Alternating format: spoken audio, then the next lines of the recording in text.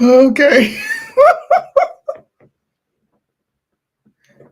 I'm sorry, guys. I would do the intro today. I messed up. I was I was supposed to come up. Yo, it's been 3 minutes. I was supposed to come up a long time ago, and I'm just like sitting here eating. I'm like, she's gonna start the live, but oh my god, I'm so sorry. This is not me, but listen, thank you guys for tuning in. Welcome to Tuesday Night Show. We're going to talk about a whole bunch of things. Don't ask me what, because I'm not in a place to answer that right now. But I promise I'll have a bunch of commentary for you. And the show starts now. You are now tuned into Somewhere in the Middle with Soonie and Mo. Soonie and Mo, yeah. Soonie and Mo, spill that shit. Soonie and Mo, yeah. Soonie and Mo, sip like this. Soonie and Mo, yeah. You're my sidekick. You're my best friend. Wouldn't have it any other way. I don't even have to talk. You already know what I mean. Met you in another life. Cause you and I were so in sync. I'm never alone, I'm so thankful. And she's still laughing. Welcome back, guys. Yes, you know how this is. We take time off and then we don't know what to do with ourselves when we come back. So just to give you a little backstory, we're sitting here, chatting it up about whatever. Suni's like finishing her dinner. And I was like, oh, the show's this was like 7:59, just to give you an idea of how much time it took us to get it together. I was like, oh, we got to start the show. Like, let me go in here and just like make sure that everything is like, but I know, because like when we run the intro, like we have to click a button, like there's nobody, the crew's got the night off. Okay. So it's us over here. So So I'm like, saying I'm going to do all that. And then Suni's like, you want me to do the intro? I'm like, yeah, cool. So I just kick back and Suni's like, oh yeah, hold on. Cause I'm uploading something. So I was like, okay. So that took a minute. And then she's like, that's taking too long. So just go ahead and start the live like we do and allow people to come in and then I'll come in. So we're both sitting here like this, right? Sudie's doing exactly what you see her doing right now. She's just putting food in her mouth. And then she messages me on the back end and she's like, are you starting the show or am I? And I was like, you said you were going to do it. You said you were going to do it. And then she said something else. And then I was like, all right, well. Man. Then she just hit go. Yeah. What would the show be if we didn't start out crazy? Welcome back. Everybody's doing great. Yeah. Everybody's doing great. We have been gone since before. Yeah. Since around Thanksgiving. Yep. It wasn't a planned thing. It just like Soonie had travel, obviously it's the holidays, we have stuff going on. My boarding business was super busy, so we just couldn't come out here. But we will have an announcement at the end of the show that you guys will want to stick around for. Trust me, you'll want to stick around for it because it is regarding the future of the show. So, dun dun dun. Ooh, hey, wait. Have you seen that new? I'm hesitating bringing this up because I kind of don't want to play this game, but I do because I want to hear what you're going to say. But have you seen that trend online where people play that game? We listen and we don't judge, and then they say something, and the other person can't have like a reaction or a judgment to it. Yep. You gonna play with me? This is what you want to do to me right now?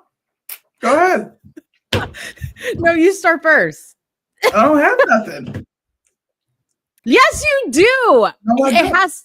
Yes, you do. You have something about me where you want to say it, but you don't want me to react to it or judge you. No, I have told you. I am honest with you. I tell you everything I think. If I think you're being ridiculous in the moment, I'll tell you you're being ridiculous. If I think she's being like a massive Trump tard, I'll be like, okay, here comes the Trump tard. Do I not? Yeah, but I'm not talking about that. Okay. Like, I don't know if you've seen like the examples of people doing this, but like a lot of like boyfriend, girlfriend, husbands, and wives do this. And they're like, we listen and we don't judge. And then the wife is like, sometimes when I know you're going to like tap me on the shoulder to be like, hey, babe, can you go get me some water? I pretend I'm asleep. Or Oh, sometimes I stop on the way home and eat food and don't tell you that I stopped and I come home and eat dinner. Like okay. that type of confession. Oh God. Well, mine is stupid. Okay. Go ahead. Sometimes before I have to talk to Mo about something important, I rehearse it and then I smoke. And then I rehearse it again. But I know you rehearse things. But they don't know that. That's the only thing I really do. I don't like, I'm pretty boring. I'm a very simple friend. And I don't have anything to judge you on. My first interaction with Mo was Mo literally meeting my family. Okay. Yeah. We're traveling and we sat down in the middle of an airport and had lunch. On the floor. On the floor. Like Indian style with her That's family. a dope person. I don't have anything to say. That's a dope person. Now, if you would have came and been like extra, I probably would have something to say. Like, you know, we listen and we don't judge. I thought you would be much different a person, but I don't have that. I don't have it. This is what I thought it was. Oh, I'm trying to think. Like, I don't really have. See, you over there talking shit about me and you ain't even got nothing to say. Okay, aside from the fact that sometimes, and maybe this is like to you people listening, we listen and we don't judge. Sometimes Mo looks like she's dressed from the waist up, but she's sitting here in her drawers. Okay. Are you serious? Yeah. Sometimes I just come on here and I just have like underwear, but today I have on pajama pants, so don't worry about it. Just to show you guys. Yeah. We listen and we don't judge. My hair is a hot mess under this bandana. And I was like, I went out to go get food, as you see me munching on, and I wanted to smoke because I hadn't smoked weed in a while. I'm like, let me go smoke.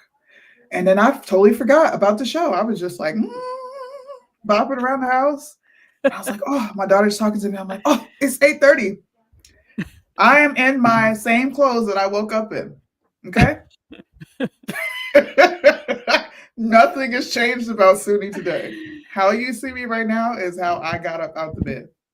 Okay, we listen and we don't judge.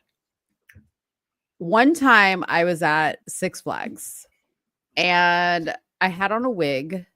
I had on a really cute outfit. Okay, I had a really cute outfit and I had a wig on, but I also had a hat on.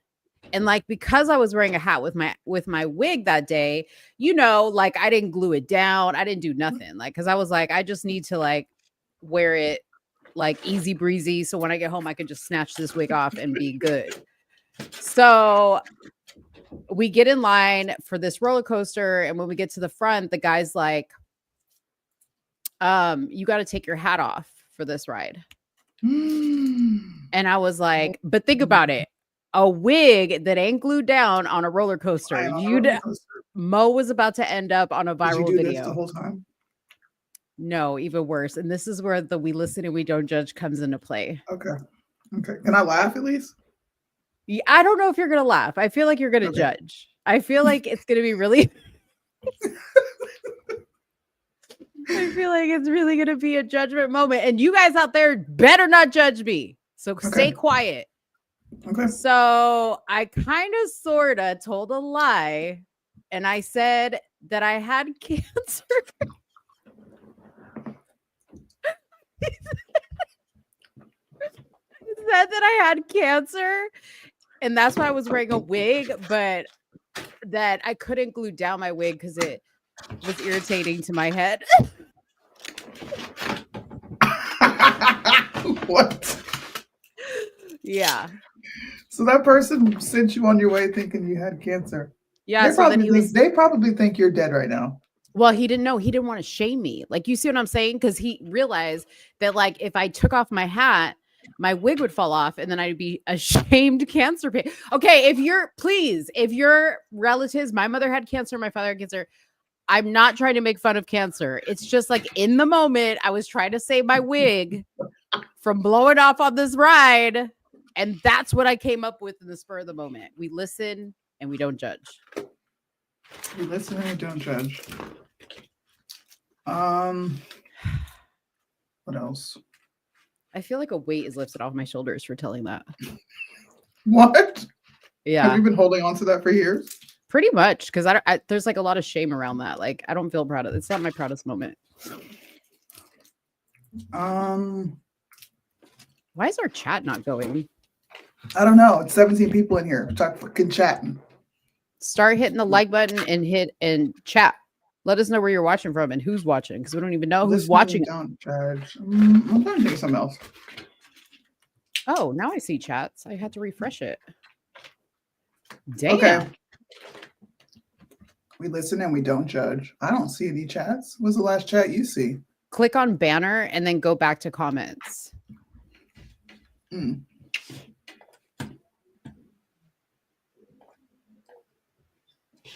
Vanessa Star. No. Okay. So in high school, I was a part. This is funny that I'm even doing this right now. So in high school, I was a part of the news media. Yeah. Like the production crew. I would sit behind the scenes, set the cameras up, do the intros, hand the anchor their like script for the day. And sometimes we would go out and get footage from the students on campus. I went to an IB high school. So we had a lot of people outside of the country come in because I was just it had a decent curriculum. So imagine this massive campus, college campus that a bunch of high school kids are on. And I knew this dude who would always dance in the quad. And he would do parkour. This white guy. And I ended up having a class with him. And he would bark because he had Tourette's. Oh, dude. So one day I saw him dancing on the quad and I said, "Hey man, can I please get some footage of you?" And he's like, "Yeah." So I put on some music for him and he danced. And I said, "Thank you. I'll be out in a minute." Can I have a small bowl of spaghetti? Because I'm still hungry. A little bit, yeah. Sorry, my daughter came to my door. So I'm recording him and then I go put it to the computer, upload it, put the background music to it, make sure we have a whole intro, right? And then it's time for the morning news and I roll the clip. And it's just different clips and different variations of him doing this like very odd dance. And I knew that it was funny and I knew that I was using it for my own entertainment, but I rolled the clip and all down the hall, you just hear a roar of laughter. Because everybody's watching this in their classrooms. Yes. Oh my gosh. That's what I did. But you said you can't judge, right? I'm not judging. Judging me. I'm not judging you. I'm like, oh my gosh, that's crazy. So I did that. And then my senior year, I had another class with him. I had a Spanish class with him. And it was actually the senior exit. Every senior has to take a test before they graduate. So we were in there taking our Spanish test. And like I said, he barked. He would be like, "Art." Art? That's how he would bark? Art? I hope he's not watching me today. But he would make that noise. And the window was open in the classroom, so you can hear the lawnmowers going, you can hear nature going, and then he just said, "Art." Oh my God, dude. And I laughed so loud, I couldn't hold it in. I was the main person laughing, and my teacher was like, "If you don't stop laughing, I'm going to give you an automatic F." So I had to sit there the whole class and just go the entire class because He was barking in class, bro. Everybody was laughing, but I was the only one that couldn't hold it in. This dude was straight barking in the middle of it. Can you imagine all of us as high schoolers? I can. And your classmate says, "Arp." Well, I had my first encounter with a Tourette's person, not in high school, but in my professional career. Oh God! Oh my God! Okay, And yeah, I'll just it has nothing to do with we listen and we don't judge because this was just crazy. But so I used to work for a medical staffing company, and part of my job was to like license doctors for temporary positions in hospitals. So oftentimes like a salesperson would call us on the phone and they'd be like, "Hey, I have Dr. So and so on the line. I'm putting him to work in Arizona and I need you to get him licensed. Like I'm going to patch him through to you so that you can go through like all the questions that you need to know." Because what we'd have to do is we'd have to do an application for that hospital for them. If they needed a license or any special whatever, we'd have to like do all that for them. So we have to always like go through and get any questions we need answered. So I'm on the phone with this guy, very, very nice. Like everything's fine and normal. And like I would ask a question and I'd be like, "So, you know, Dr. Smith, I see here you are licensed in Arizona, but it says here like that you need like a special modality. Like, do you need us to help you like get that figured out?" And he'd be like, "Yeah, that would be fine." And I was like,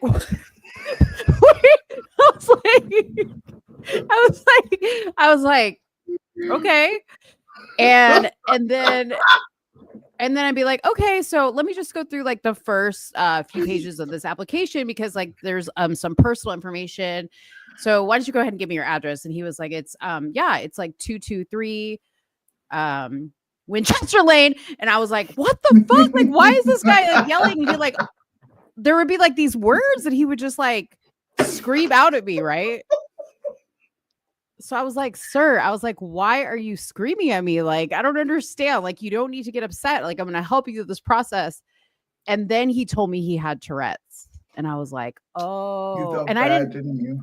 yeah, well, because I didn't think Tourette's, like, I thought Tourette's was like how you described it. Like, you get these like tics and you like say things like bad words or like do weird things. I didn't realize like it manifests itself in many different ways. Yeah, you can just blurt out words mid sentence. Yeah. This dude just made noises, bro. Like, What a okay, I have terrible- one more. terrible. Okay, then we'll have Marlandon because he wants to come on here and confess. Okay. Well, you go first, Marlandon. Okay, we listen and we don't judge. So I already know. See, we already know this is about to be bad. Go ahead. I was maybe like 8 or 9, I can't remember. And my auntie was still staying with us before she had moved out and graduated.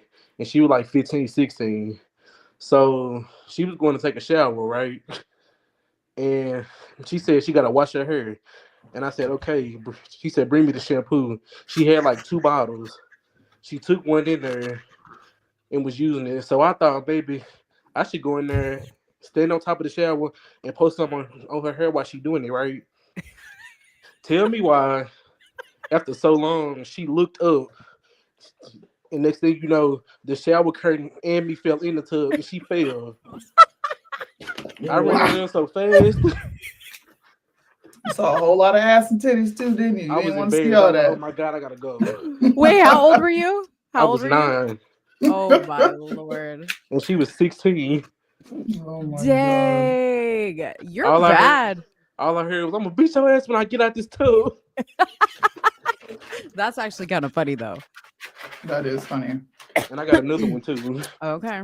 We listen and we don't judge. So this happened when I was in like the 2nd grade. So we was on the playground, right?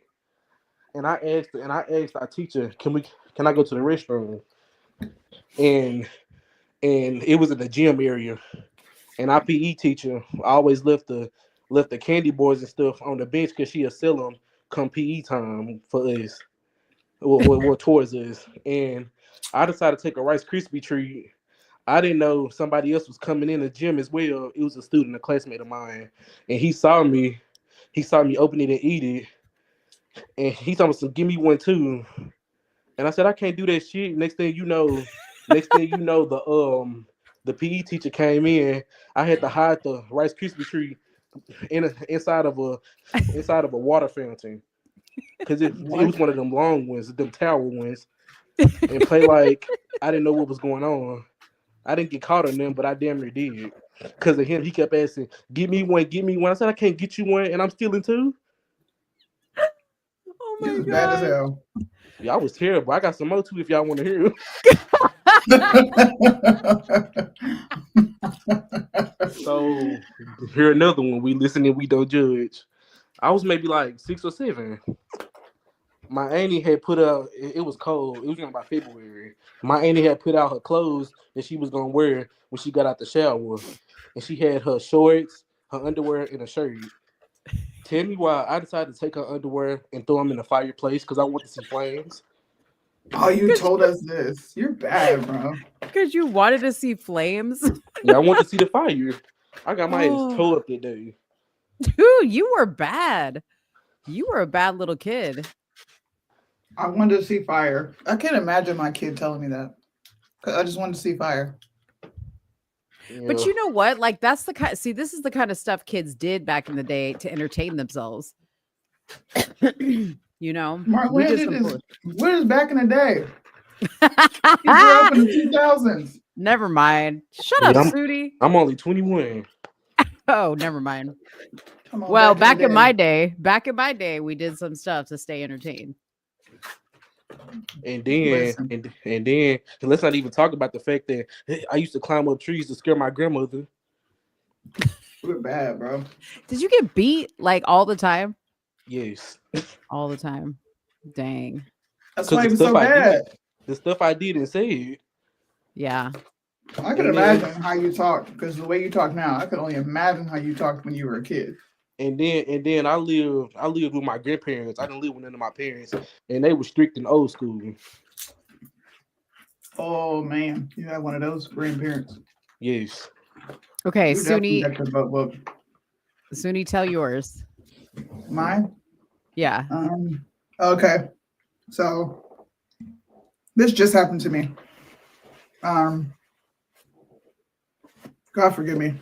We listen and we don't judge. Okay. This person on Discord calls me. Never seen this person call me before ever. And I was like, this is odd. So I said, hello? I'm like, who is this? It's Kimmy. I'm just so upset. And I'm like, I don't know what you're saying. Like, can you like calm down? Because I have no clue what you're talking about. I was in the middle of making lunch.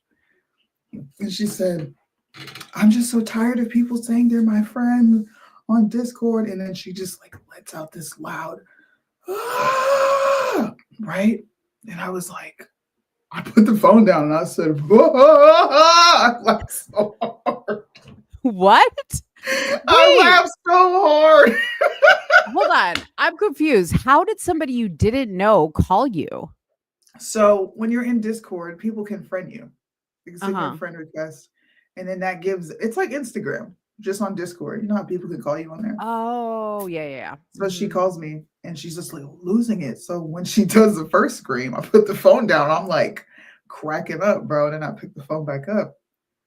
And then she's telling me about, this is about Julius. Julius is going to kill me. She's just going on and on and on about Julius. He said he's my friend. He's not my friend anymore. And he did this and he did that. And I was like, why don't you just call Julius? Like, what do you want me to do? Uh-huh. Well, I just needed somebody objective. So while she's talking, I'm texting Julius. Julius and telling I'm him like, bro, messy. the fuck you got going on over here? So she continues and she's ranting and she's ranting. And she goes into this scream again. So I put the phone down and I just kind of walked around, did what I needed to do, continued to make my lunch. This is why I'm saying we listen and we don't judge, because I don't know if she was like really in distress, but it was just like not convenient for me at the time. And I didn't want to be rude and hang up. But I That also doesn't had, surprise me. What do you mean? That you would Now like we got what? No. That you would walk away from the phone and go do other things because you do that on live all the time. Am I not right, people? Like, have you ever been in a Soonie live that started out with right? started out with Soonie, and then all of a sudden, all you see is that background, and Soonie ain't nowhere to be found. Okay. And then she'll come Okay. back like an hour later. She'll be like, "Sorry, y'all, I had to go pick up my kids at school." She went all the way down the street to the store. Yes. But I put the phone down and I came back and she was still going. I said, you know what? Let me call Julius and I'll try to get this handled for you. And I didn't try to get it handled for her. I just called my friend and was like, bro, I don't know what you got going on, but this psychotic girl just called me. And then I was talking about it and she came into the Discord while I was talking about it.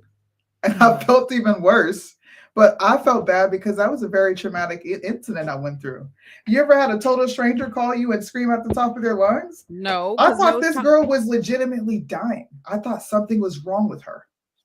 I was scared. I'm like, don't do anything with me on the phone. What did Julia say? Well, we both just had a laugh and kind of didn't talk about it anymore. And then, oh my God. Okay, I'm not judging. I'm not judging. Speaking of Julius, y'all don't want to know what I thought about him before I got to watch him and see what he was about, bro. no, we don't. You don't want to know? Okay. No, we're not. No, we're not here to talk bad about people. This is No. we listen and we don't judge. Okay, Apex is on here. You got something to confess? Yes. We listen and we don't judge. Go, Apex. Yo, can you hear me? Yes.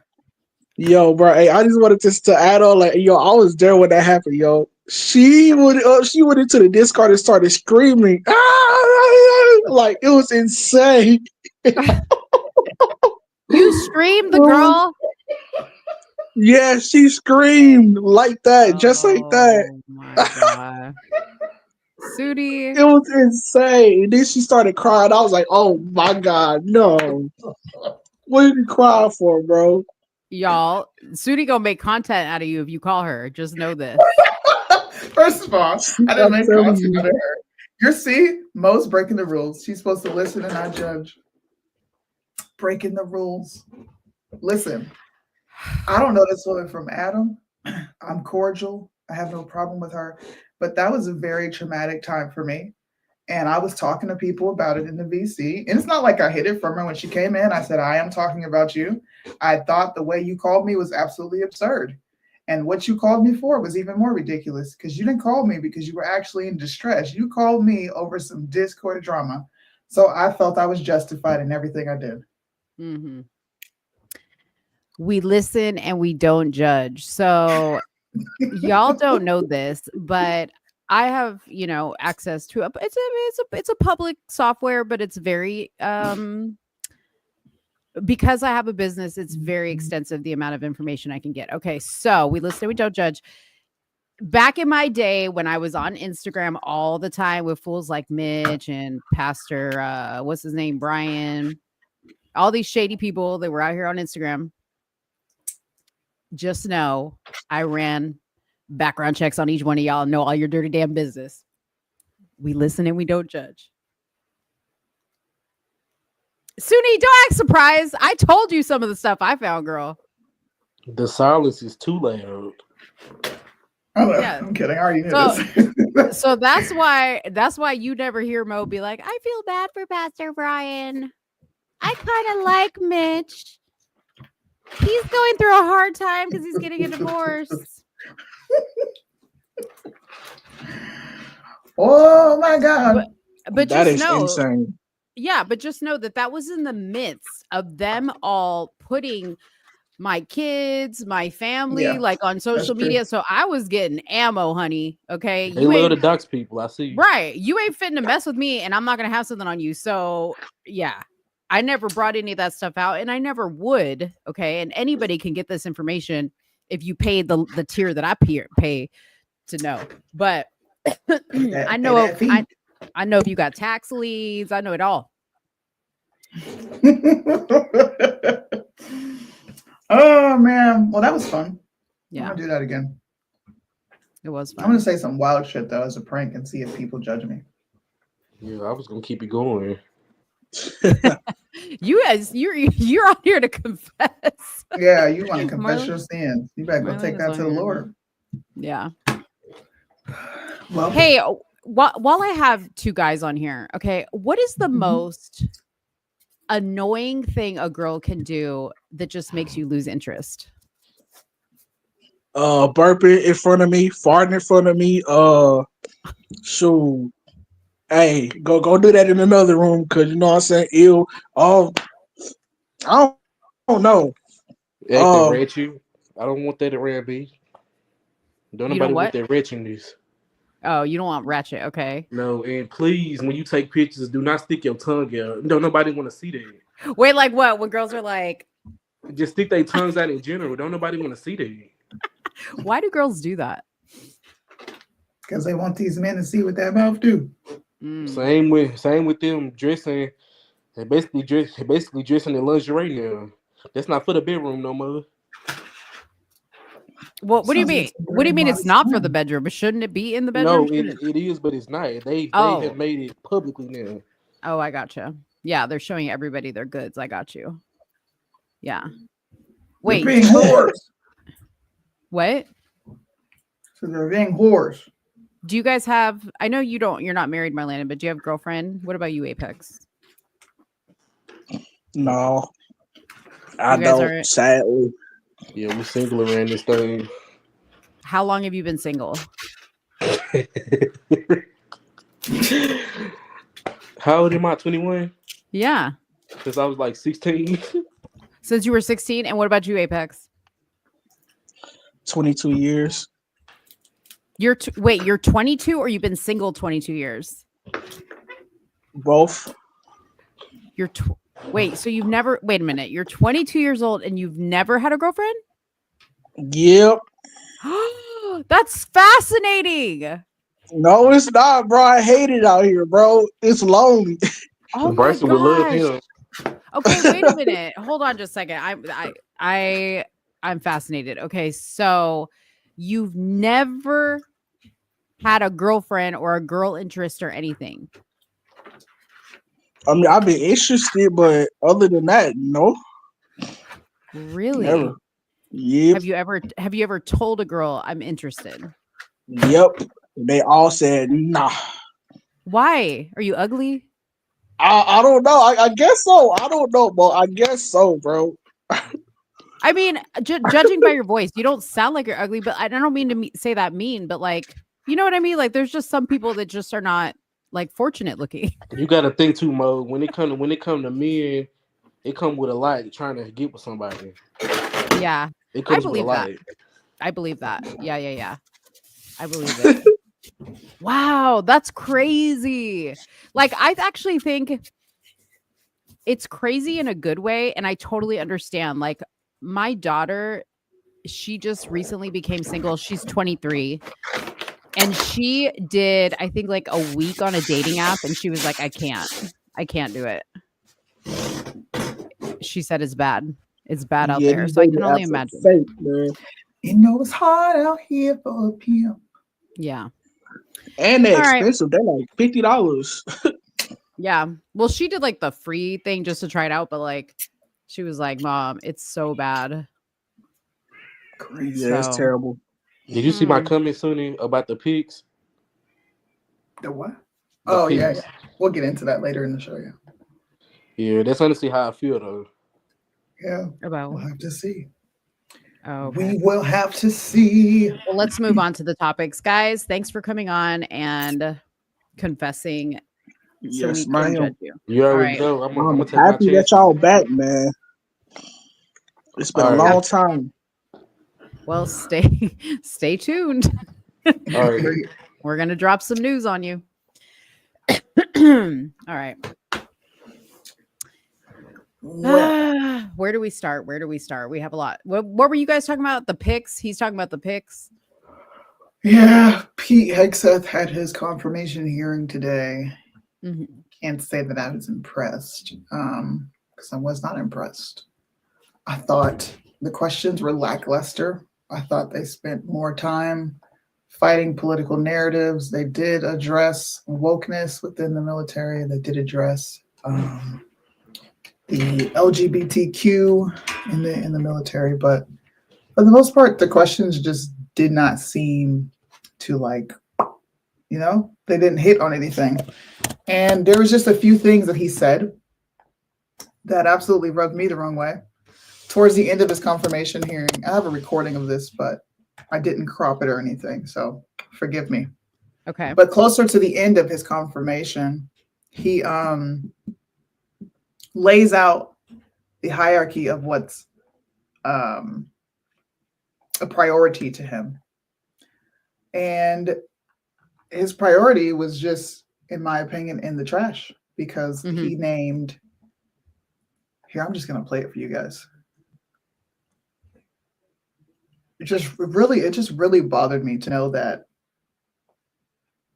we come last in a lot of these people's minds, because they're too busy serving an interest, and they're too busy trying to line their own pockets versus taking care of us as citizens, right? Yeah. Always. That's what they're always trying to do. Yep. So here we go. I don't want to show my DMs. Can I put it in a new tab? Nope, it'll just do the picture. Whatever. So this is one of his videos. This is the video I'm talking about. 340 or 350, but doesn't create the capacity to actually address it. And so if we're going to defend our interests, our allies, and put America first, we're going to have to be able to project power. Did you already say? No, it was Could kind you of not low. hear it? Okay. Play it again. I don't have the ability to cut it up. I'll try it again.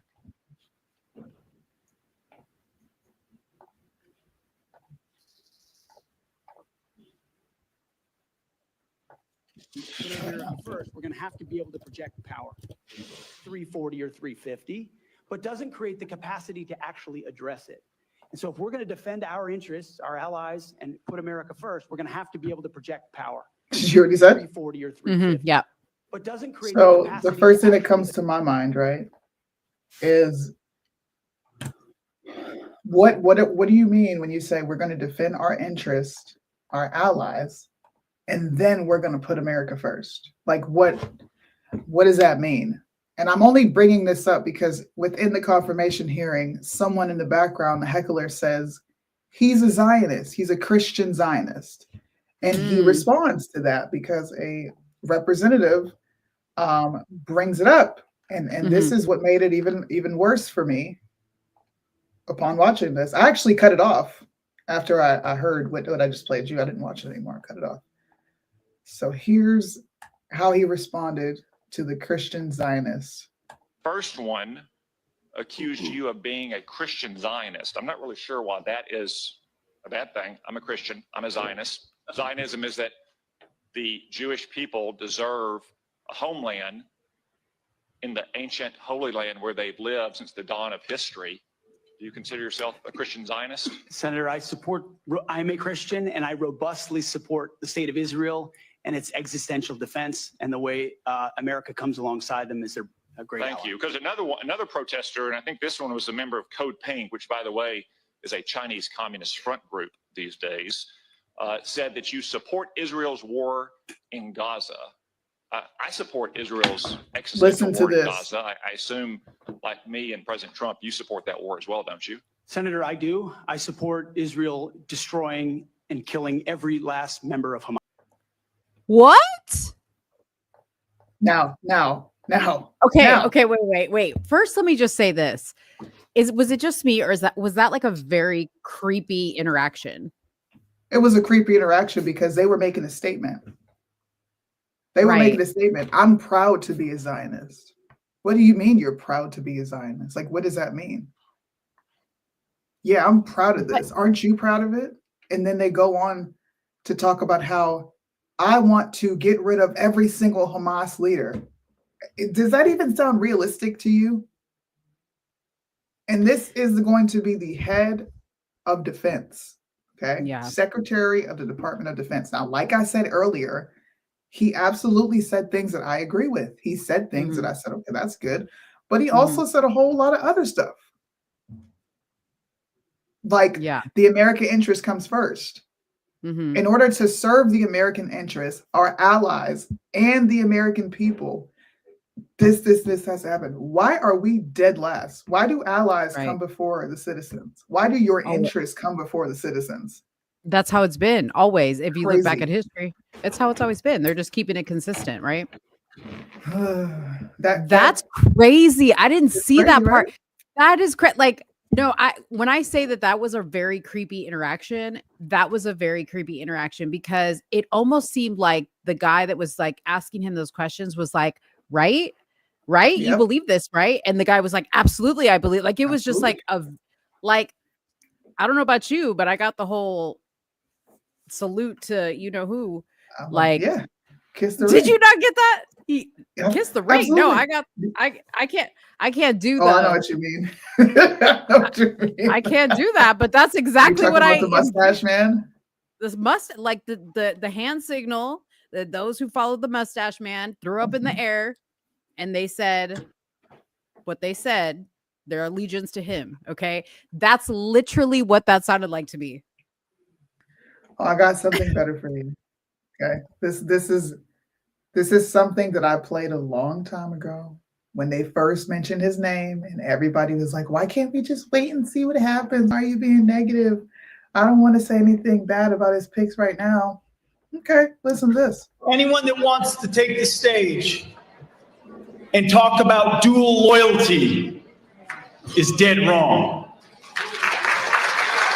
What this organization represents, what Western civilization represents today, is an understanding that Zionism and Americanism are the front lines of Western civilization and freedom in our world today.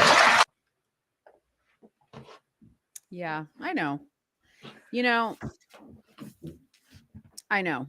This is why what we're going to be talking about a little bit later in the show. That's kind of how this is why I have kind of come to the place I've come to, Suni, is because I am realizing it is a clown show.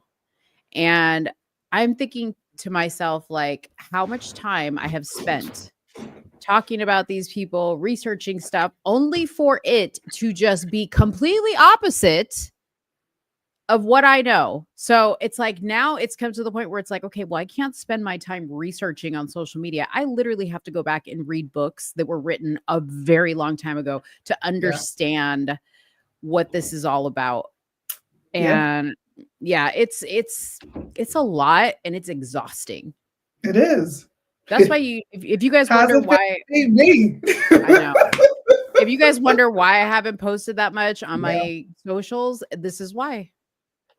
This is Yeah, why. this is not meant to be a Debbie Downer show. You know, No. I'm trying to every time I come live, and Mo can vouch for this, I always do my best to bring a completely objective, factual, factually based show to you. Anything I say, it's because I have read about it extensively. I don't come on here just spewing narratives. I just don't do that. And it is getting daunting. Even somebody who's read half the stuff you're talking about or looked into it, Yeah. it's never ending Yeah. because it's a multifaceted issue, and we're not fighting a small entity. Mhm. Americans need to understand that we are up against a global regime. Yeah. These people are global.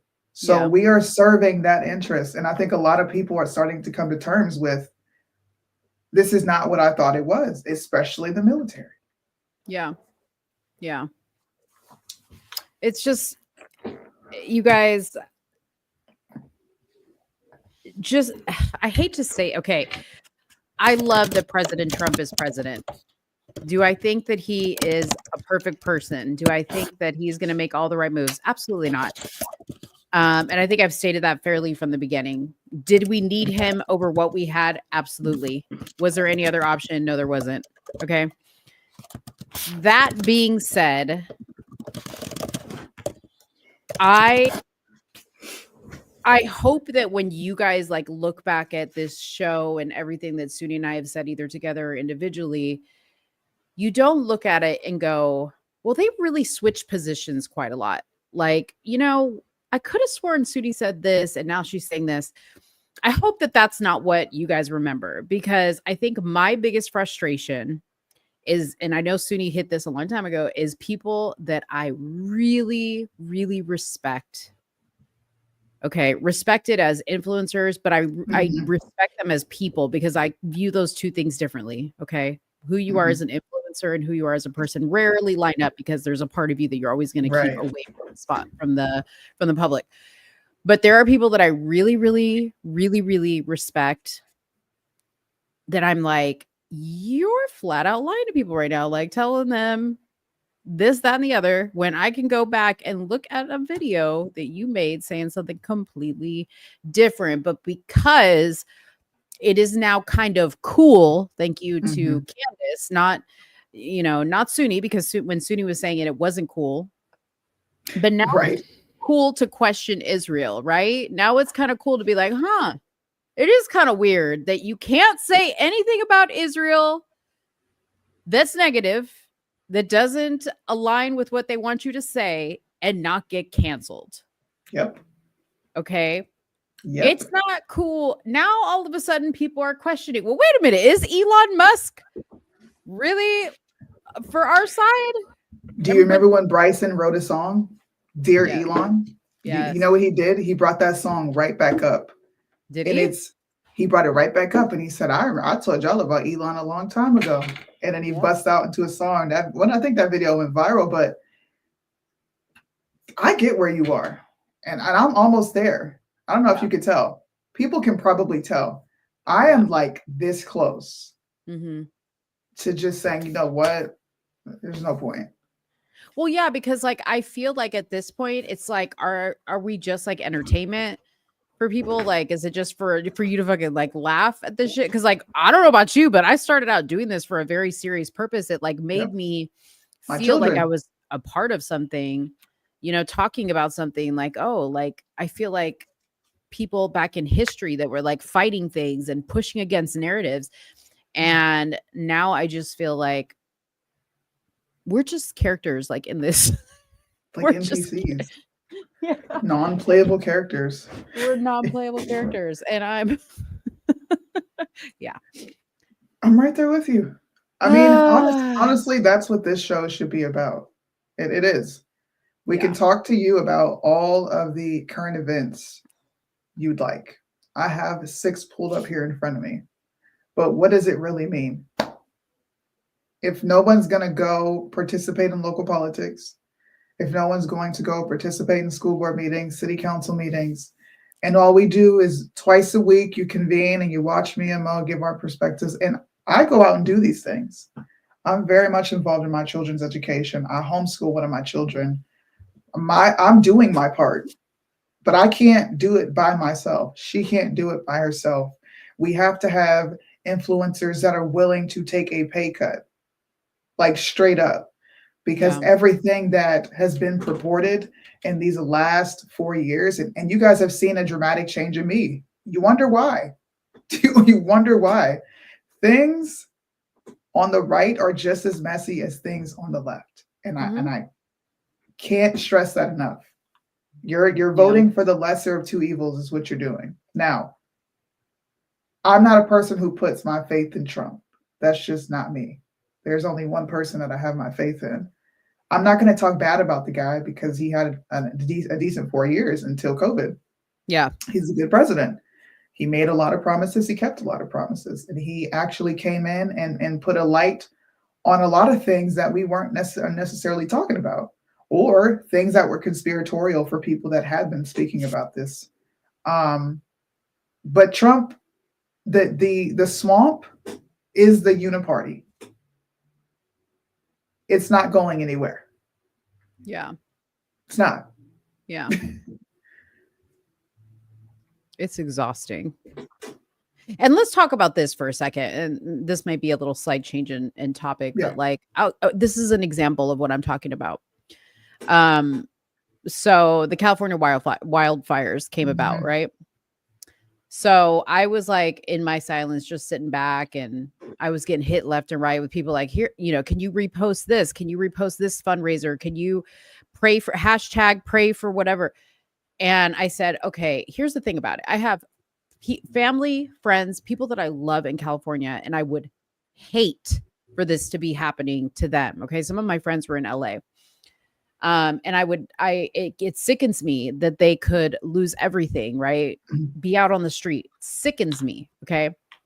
And I pray for those people. And I posted this. I said, but I'm sorry.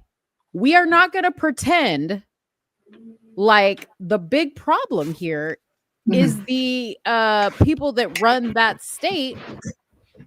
Okay, yes, it's a possibility that Mother Nature decided, as she often does in California, that the ground was dry and it's time to start a fire because we got to, strip the earth.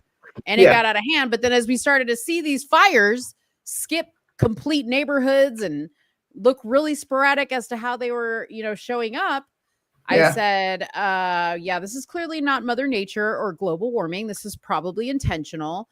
And then out came a video of what looked to be an illegal or somebody of some type of ethnic descent getting arrested for starting fire. So I just started pointing out, I was like, this is why your local elections really do matter. So when you guys say, oh, well, I'm not political, I don't really get into politics.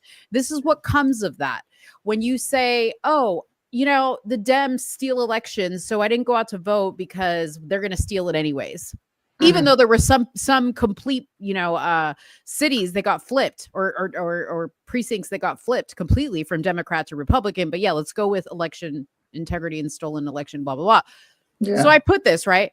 People were in my inbox and they were like, unfollowing you. I can't believe you would be so insensitive to wish death on people. And I'm like, hold up. Did I freaking say I wish death on people? No, I didn't say that. Get out of your feelings. I'm just again, if you want to get the hashtag pray for LA, hashtag donate to this, go to your grandmother's Instagram page. I am an influencer account. My whole purpose is to make you think. Right. Okay. I'm not here to talk about my personal tie to California. Okay. Right. And I prayed for my people in California.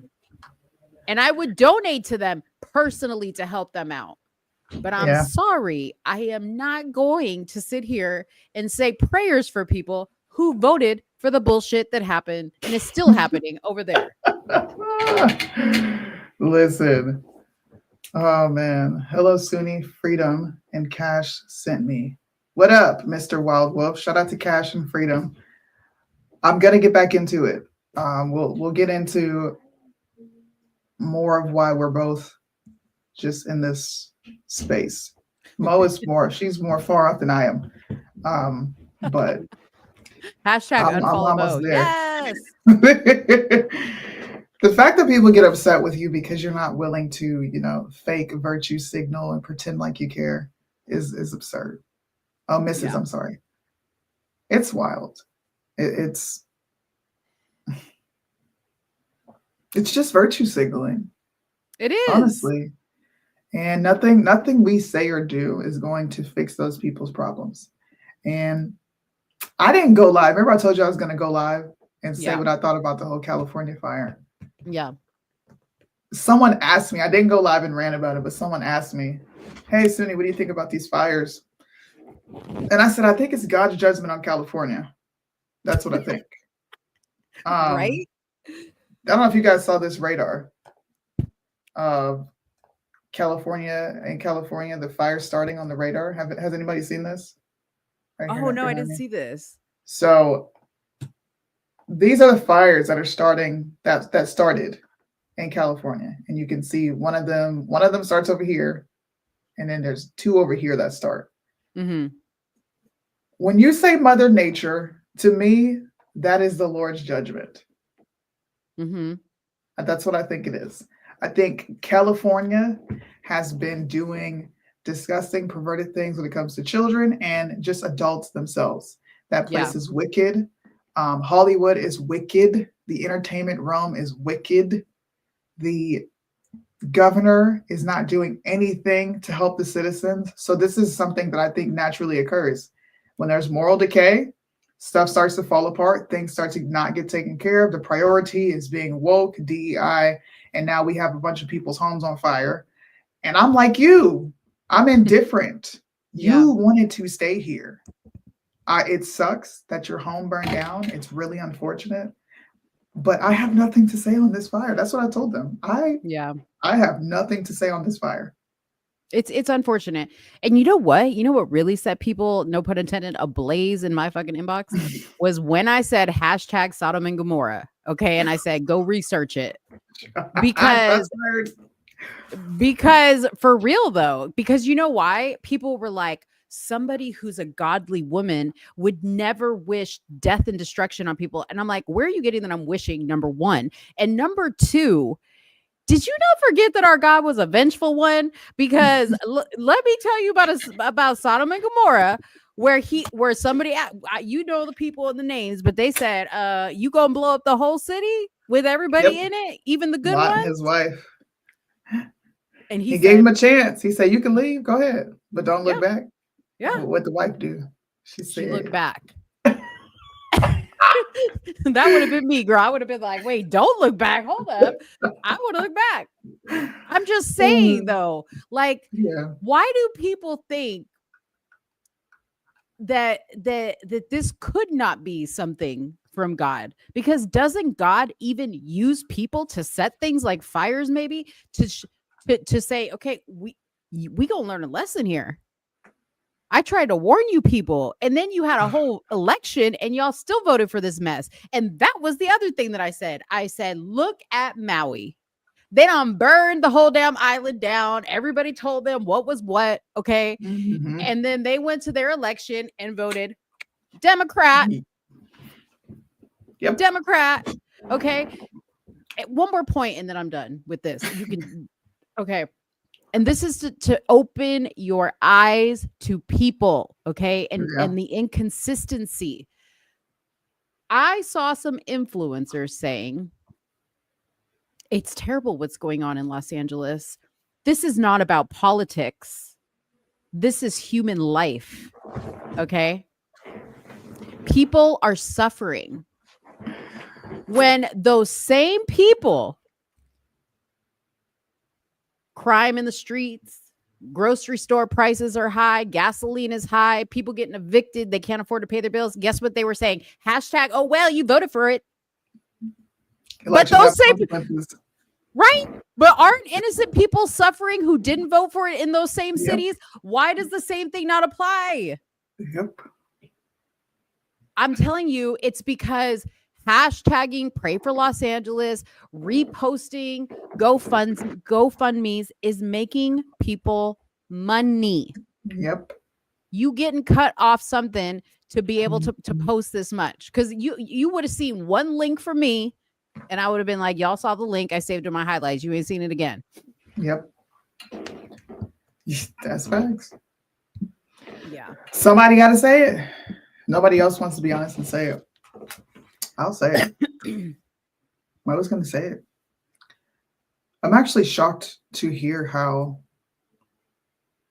like, on the same page we are. And we hadn't even, I saw you at the airport that day. Yeah. And then I was whisked away.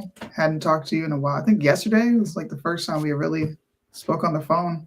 Yeah. We hadn't even talked about any of the social issues, anything going on in politics or like current events wise. But for people that interpret information in politics completely two different ways, be able to consistently meet in the middle on all these topics, I think that's saying something, y'all. It means we're logical. That, we're two logical people. It's getting to the point where honesty is not palatable. I used to accept when people said that I was not palatable. And I'm mad that I did that to myself, because I'm not doing anything wrong. I'm not saying anything absurd. I'm just saying the truth. And I've been saying the truth for years, and that's been labeled unpalatable, and not even by the left. Yeah. By people who are supposed to be on the same side as me, which is what's even worse. And I think I was talking about this yesterday. I said, I don't want to be bitter with knowing I said something 6 months to a year ago and then watching Candace say the same thing I said and get 2 million views on it. And then the same people that trashed me are now respecting something that she said. I don't really understand it, but it makes you jaded. Yeah. It Makes you does, jaded. because like I thought it's cool, right? Like to be unique and go against the status quo, not just to go against it, but like Yeah. to be like the one person that's actually saying something different, right? Which is weird because like you say it and it's like, oh my God, I can't believe she said that. And then Candace says it and they're like, Candace is the best. Let me repost this video. And I love Candace, but it's like, why is it that when she says it, it's like received so much differently? Is it just confirmation? I don't know. I think it's But confirmation bias. maybe it is. And maybe it's from somebody that people like respect and like Respect. it's just an algorithm thing. I Yeah. don't know. But It is what it is. it's upsetting. It is so upsetting sometimes because like I see people that we kind of like work alongside and like they're all posting the same stuff. Exact Their same their thing. their thumbnails look the same. Their topics are the same. They even dress the same. Okay? They literally look like one is just waiting in the wings to take the place of the other when the other one falls out or moves on to bigger and better things. Like that's, I feel like if you're not doing that, then you're not going to grow in this industry. Yeah. Everybody's just lining up, waiting for their turn to like play the Yeah. status quo position. Right. You know, I agree with that. I think that's actually a great analysis. But a part of me keeps holding on to some sort of optimism Mm-hmm. of this type of commentary becoming the norm because things are going to be so bad. Yeah. It's so bad. And I think because of how many people absolutely reject what's happening over in Ukraine, because there's more Americans that are paying attention to like a foreign policy, and we have social media for people my age, I'm 34, younger, your age, to get on here and say these things, it's becoming more palatable. Yeah. And I'm going to send you this. I keep forgetting to send you this, but Christmas, I sat across the table from a Vietnam veteran. Mm-hmm.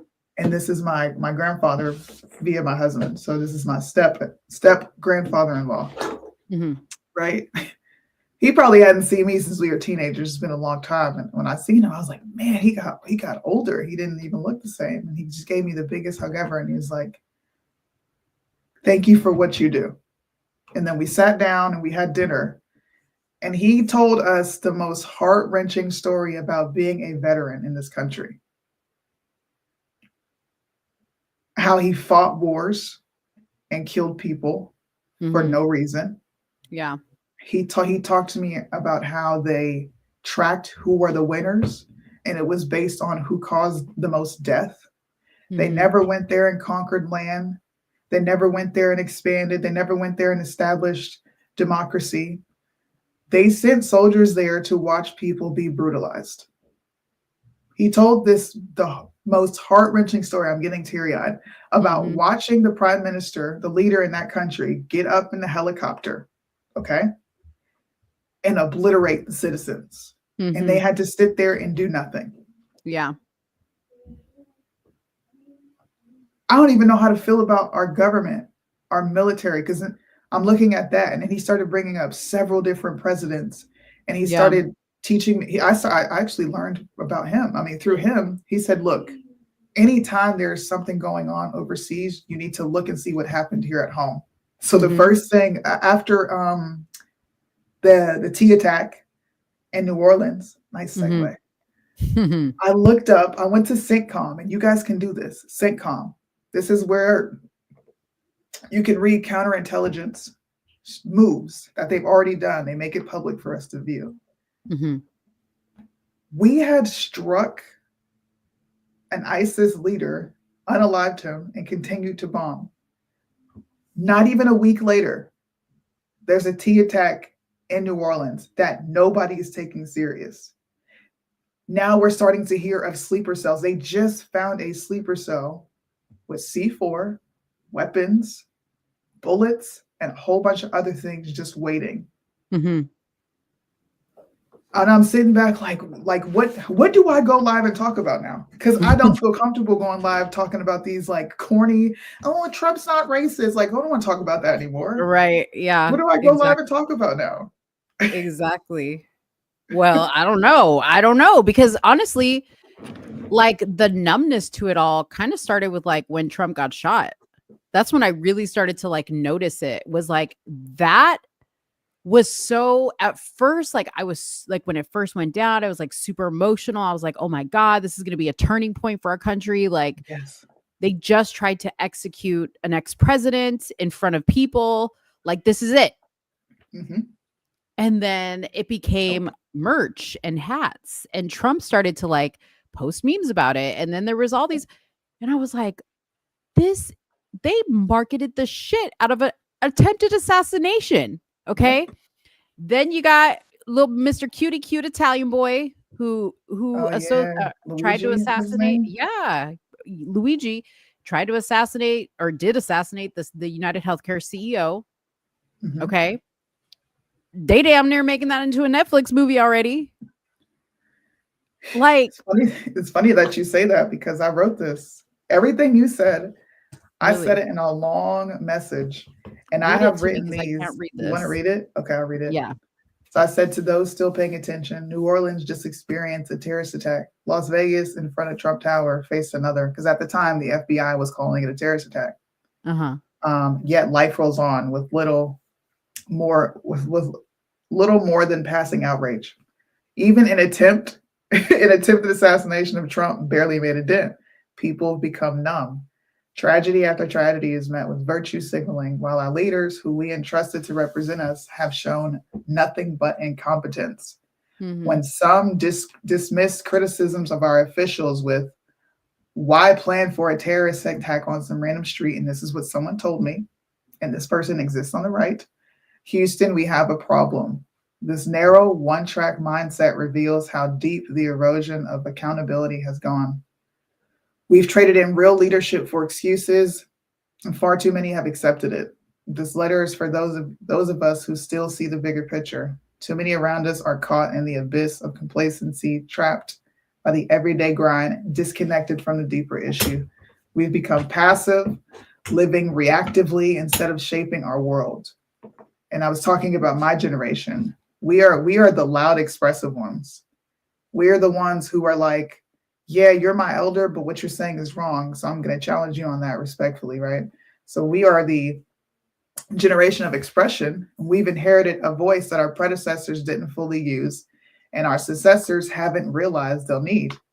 So it's time for us to demand more than surface level fixes to challenge the status quo. And a lot of people like that. 35 people. Now I haven't posted on my Instagram much at all, but 34 people understood what I was saying. It made me wonder how we hadn't even talked. Yeah. You just said what I said. Now, of course, I said it in a different way, but nobody cares about death anymore. Well, they care about it, but in a different way. Like they care about it to virtue signal and benefit off of it. Yeah. The reaction to how these things used to hit is different. And I feel like even going back to J6, maybe that was even like the litmus test of like, whoa, like something really serious happened here. And we literally turned it into a money-making machine. Like, look at this comment. David Harris bought a condo in Hawaii with assassination merch. I believe it. Nuts, bro. I believe it. I really do. And like, it's sad, y'all. It is so sad to me. And I'm starting and going back to Soonie talking about her uncle talking about the war. It's like my dad said the same thing. Like he's like, I'm starting to wonder, what did I go and risk my life for? Because he watched that interview that Candace did with the USS Liberty survivor who talked about all that stuff. If you guys haven't seen that episode of Candace, go check that out. That's an incredible. I was crying. I was crying listening to that guy talk. But it just makes you wonder, like, is anything we are seeing actually manufactured, or is it just organically happening? And I'm gonna go even as far as the Trump assassination. I'm gonna question if that was like, I'm gonna be one of those folks. I'm gonna question Yeah. if that was even 100% Well, real and not manufactured. And I'm not saying what side it was manufactured by or who did it, or why. I'm not saying that. I'm just saying, did some guy just randomly get lucky and get to climb up on a roof and no. shoot a possible future sitting president? And it was that I easy? I think they for certain thought he was going to be dead that day. Yeah. I don't think Trump was supposed to survive that. And now we are looking at. Did you guys see what Trump reposted on Truth? Which post? Because he's just The going Jeffrey wild. Sachs interview. Have you seen that? No. Do you know who Jeffrey Sachs is? No. So he's an economist, and he also does a lot of foreign policy strategy. He's a strategist. Yeah. I'm just gonna play this for you guys. Now, for someone like me, I was over here on fire, like, what? Trump reposted this. Trump is reposting Jeffrey Sachs. Jeffrey Sachs is a loud and proud, I don't want to call him an anti-Zionist, but he is very much so critical of the state of Israel. And he goes back all the way to World War I, World War II. And I watch most of everything he puts out, but I hadn't seen this. And someone tagged me and they said, "Did you know Trump posted this?" And I was like, "Trump posted what?" I'm just going to play this video for you. Okay. I was tripping. I was in here like, Trump may have restored my hope. If this is how you're tripping, watch this. Okay. Now look, Trump posts a video of Jeffrey Sachs condemning Netanyahu for dragging the U.S. into endless foreign wars. Check this out. Now, just so everybody can see, you guys saw Donald Trump. You see that, right? That's his social media, and this is what he retweeted. The war in Syria, and you may actually hear from grown-up reporters who are lying through their teeth or ignorant beyond imagining that, oh, the war in Syria, yes, Russia intervened in Syria. Well, do you know that that Obama tasked the CIA to overthrow the Syrian government starting 4 years before Russia intervened? What kind of nonsense is that? And how many times did the New York Times report on Operation Timber Sycamore, which was the presidential order to the CIA to overthrow Bashar al-Assad? 3 times in 10 years. This is not democracy. This is a game. And it's a game of narrative. Why did the U.S. invade Iraq in 2003? Well, first of all, it was completely phony pretenses. It wasn't, oh, we were so wrong, they didn't have weapons of mass destruction. They actually did focus groups in the fall of 2002 to find out what would sell that war to the American people. Abe Shulsky, if you want to know the name of the PR genius. God. Focus groups on the war. They wanted the war all the time. They had to figure out how to sell the war to the American people, how to scare the shit out of the American people. It was a phony war. Where did that war come from? You know what? It's quite surprising. That war came from Netanyahu, actually. You know that? It's weird. And the way it is... He reposted that? Had from 1995 onward the theory that the only way we're going to get rid of Hamas and Hezbollah is by toppling the governments that support them. That's Iraq, Syria, and Iran. And the guy's nothing if not obsessive. And he's still trying to get us to fight Iran this day, this week. He's a deep, dark son of a bitch, sorry to tell you, because he's gotten us into endless wars, and because of the power of all of this in the U.S. politics, he's gotten his way. But that war was totally phony. So what is this democracy versus dictatorship? Come on. These are not even sensible terms. You see what I mean? This is why I'm so freaking confused. This is what I'm talking about, y'all. Like, Trump will repost this, but then he'll be like, I just want to congratulate the Speaker of the House, whatever the fuck his name is, the guy that gives all the fucking money to everybody, including the NGOs that are like bringing babies over the border to traffic them. It's given more than anybody in history. Okay. And then he's like, I'm just excited. And then I'm asking people, like, why is he excited about this fool being the speaker? Yep. Well, because then somebody's like, well, because he's got to have him in place to get done what he needs to get done. Trump knows. See, I'm like, don't give me this 5D chess answer. I'm sick of it. I'm sick of it. So I'm lost, Soonie. I mean, that's crazy that he reposted it, but see, I'm more confused now than You're ever. lost on it. So I'm lost. Just to give you, let me see if I can find it. There is a video of Bibi Netanyahu. I've seen that video. I know which one you're talking about. Of him testifying in front of Congress, right? Mm-hmm. Yeah. Okay. And he says, so what Jeffrey Sachs is talking about is the intel. The Mossad is how we gain majority of our intel as well as other agencies, right? But the Mossad is how we gain our intel. The Mossad, as well as Bibi Netanyahu for decades, okay, have openly discussed how they have control of American politics, how they have influence in our politics.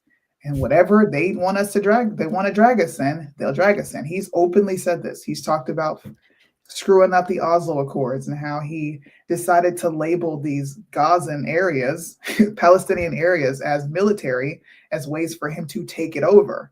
So they blame Hamas, women and children being used as human shields. So this goes all the way back to then. And he's saying, you have dragged us into all these wars. Most of these wars that we've fought have been for the American interest, not because we're actually battling some existential threat. Like he said, of big bad terrorists. How many people are going to come attack America unless you're a sleeper cell and you somehow slip through the cracks? Yeah. On American soil.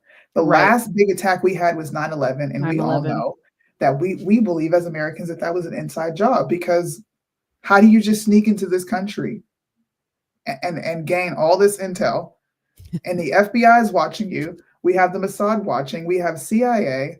After all this stuff comes out, we find out that they've been watching these people. They've been tailing these people and doing all sorts of surveillance. But ultimately, we're having our greatest ally constantly drag us into shit that has nothing to do with us. Nothing. We went to war in Iraq for nothing. Right.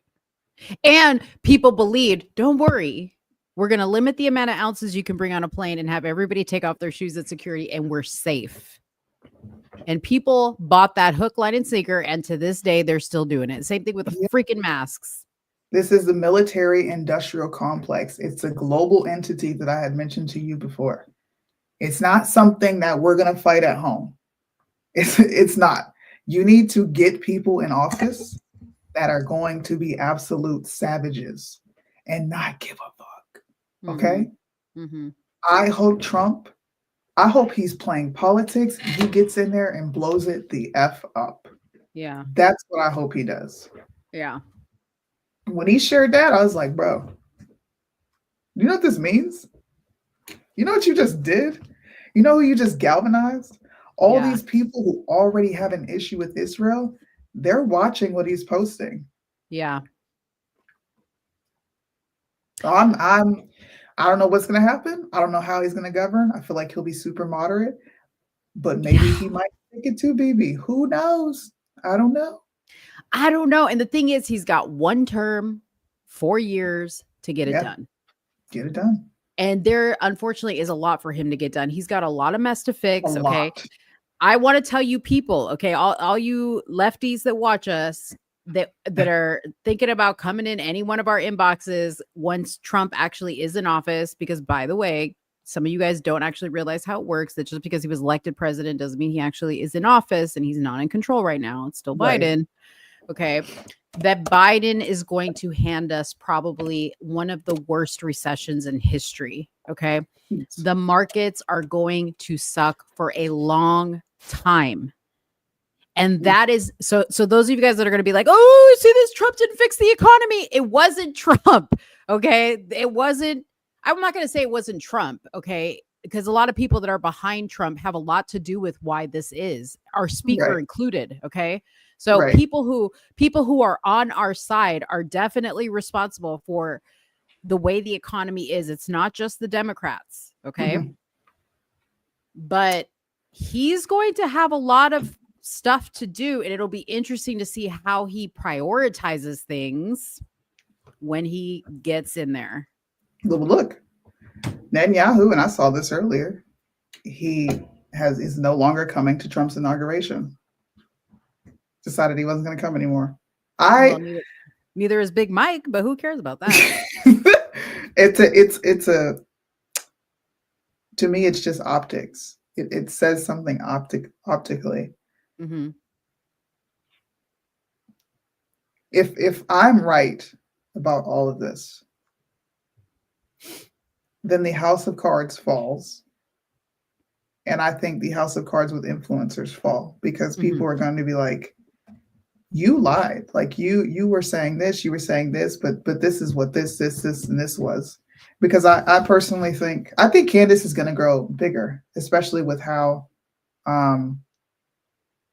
she's not letting up on the whole Israel thing, and she's pregnant.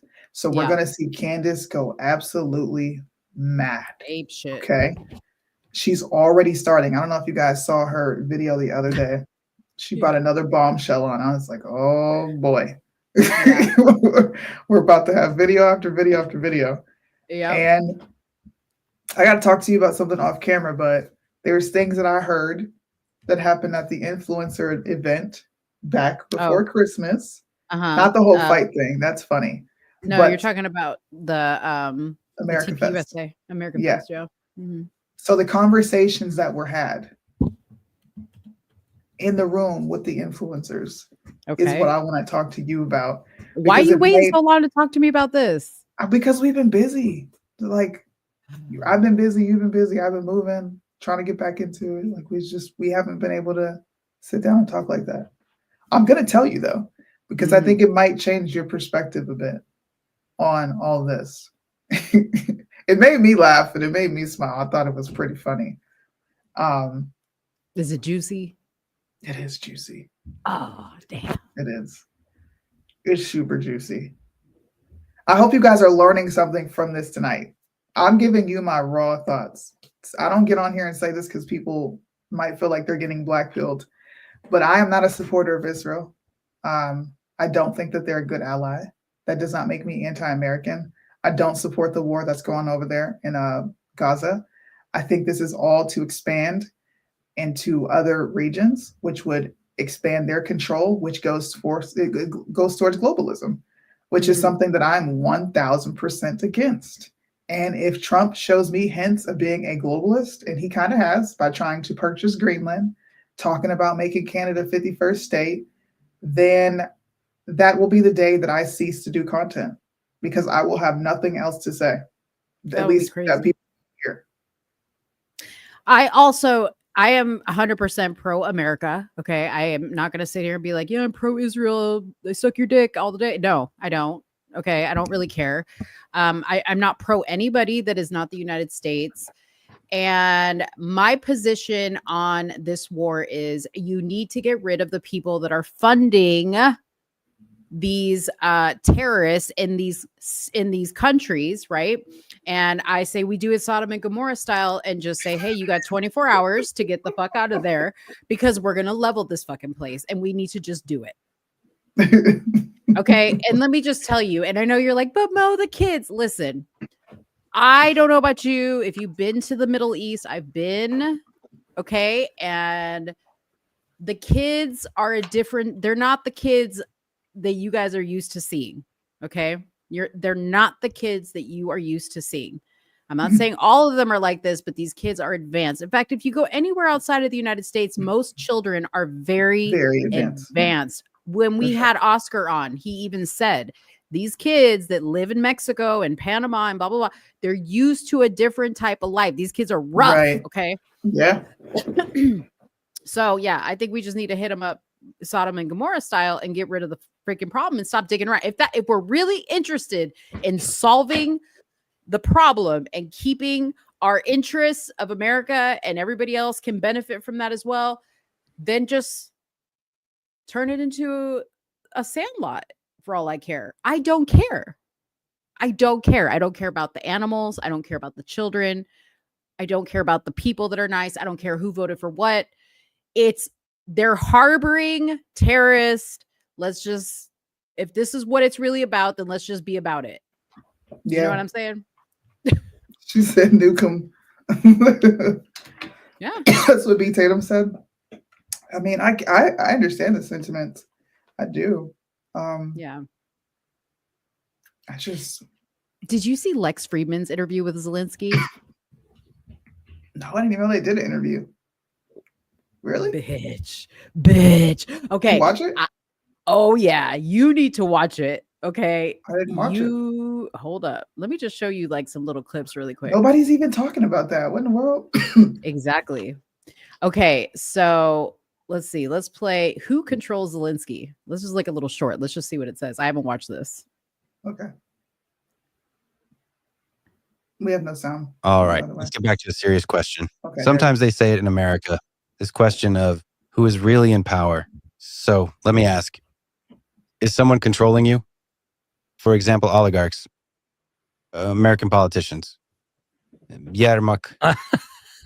I wanted to bring in this up because I have been here in Ukraine twice since the invasion of 2022.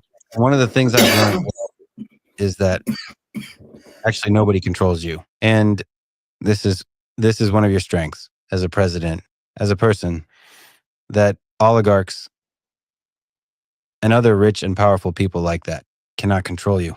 Can you explain why that is, how you see it? I think, and it is indeed true, that I'm generally difficult to deal with.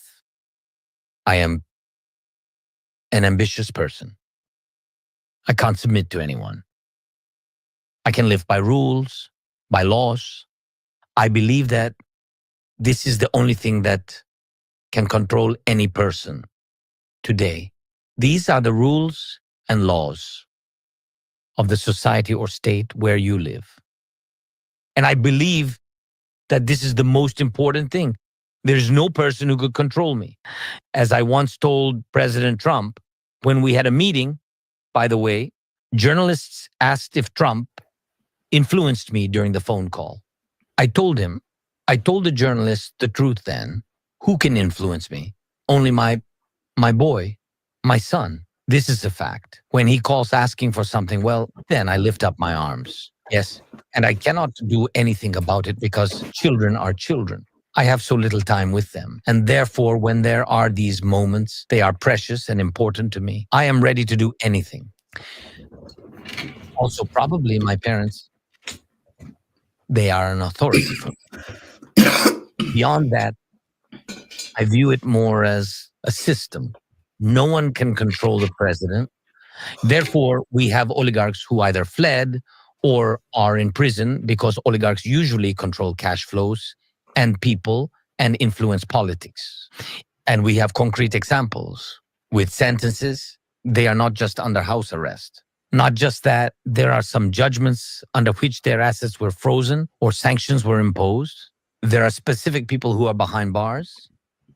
I think this is the answer regarding the influence. Would they like to influence me in the same way as any president of Ukraine? Because finance and cash flows always influence politics.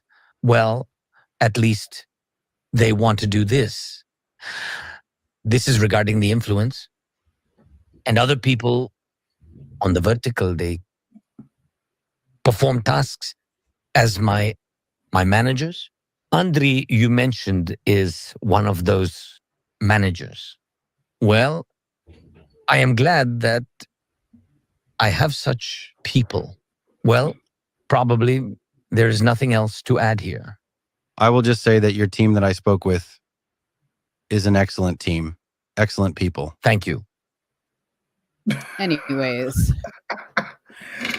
It is a almost 3-hour interview.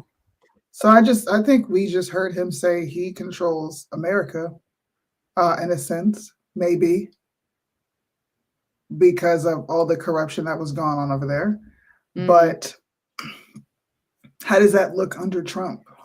Because Trump says that they will make sure that Ukraine has what it needs, right? Right. But I thought the foreign spending was going to stop. Like, why do we continue to give them? You kind of ask yourself the same thing about the same questions you ask about Israel. Yeah. Why are you continuing to pay these people for what? Mm-hmm. Like what is it? Right. And he just talked about locking people up. People that are able to generate money and have power and influence. Some of them are locked up. Some of them are here. Some of them are there. So are you Mhm. saying that you take out your political opposition? Like, what are you saying, bro? What are Wow. you saying?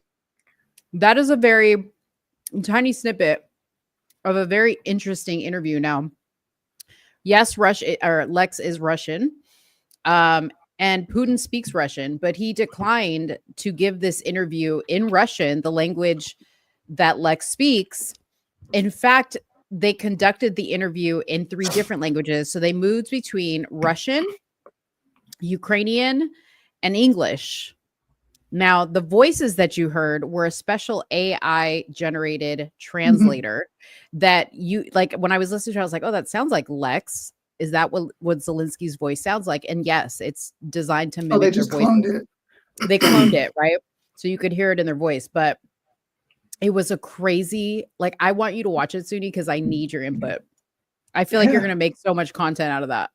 That's crazy. Yeah. I mean, what nothing seems to be what it is. So No. if we can all agree that Biden absolutely has dealings going on there and they've been covering this up, and we know that they fired a prosecutor because of Biden. He Yeah. admits that they did. They took billions in guaranteed loans for doing this. So that makes you wonder, well, what are you doing over in Ukraine? What are you hiding? And how do you both serve each other's interest at that point? That's the key word.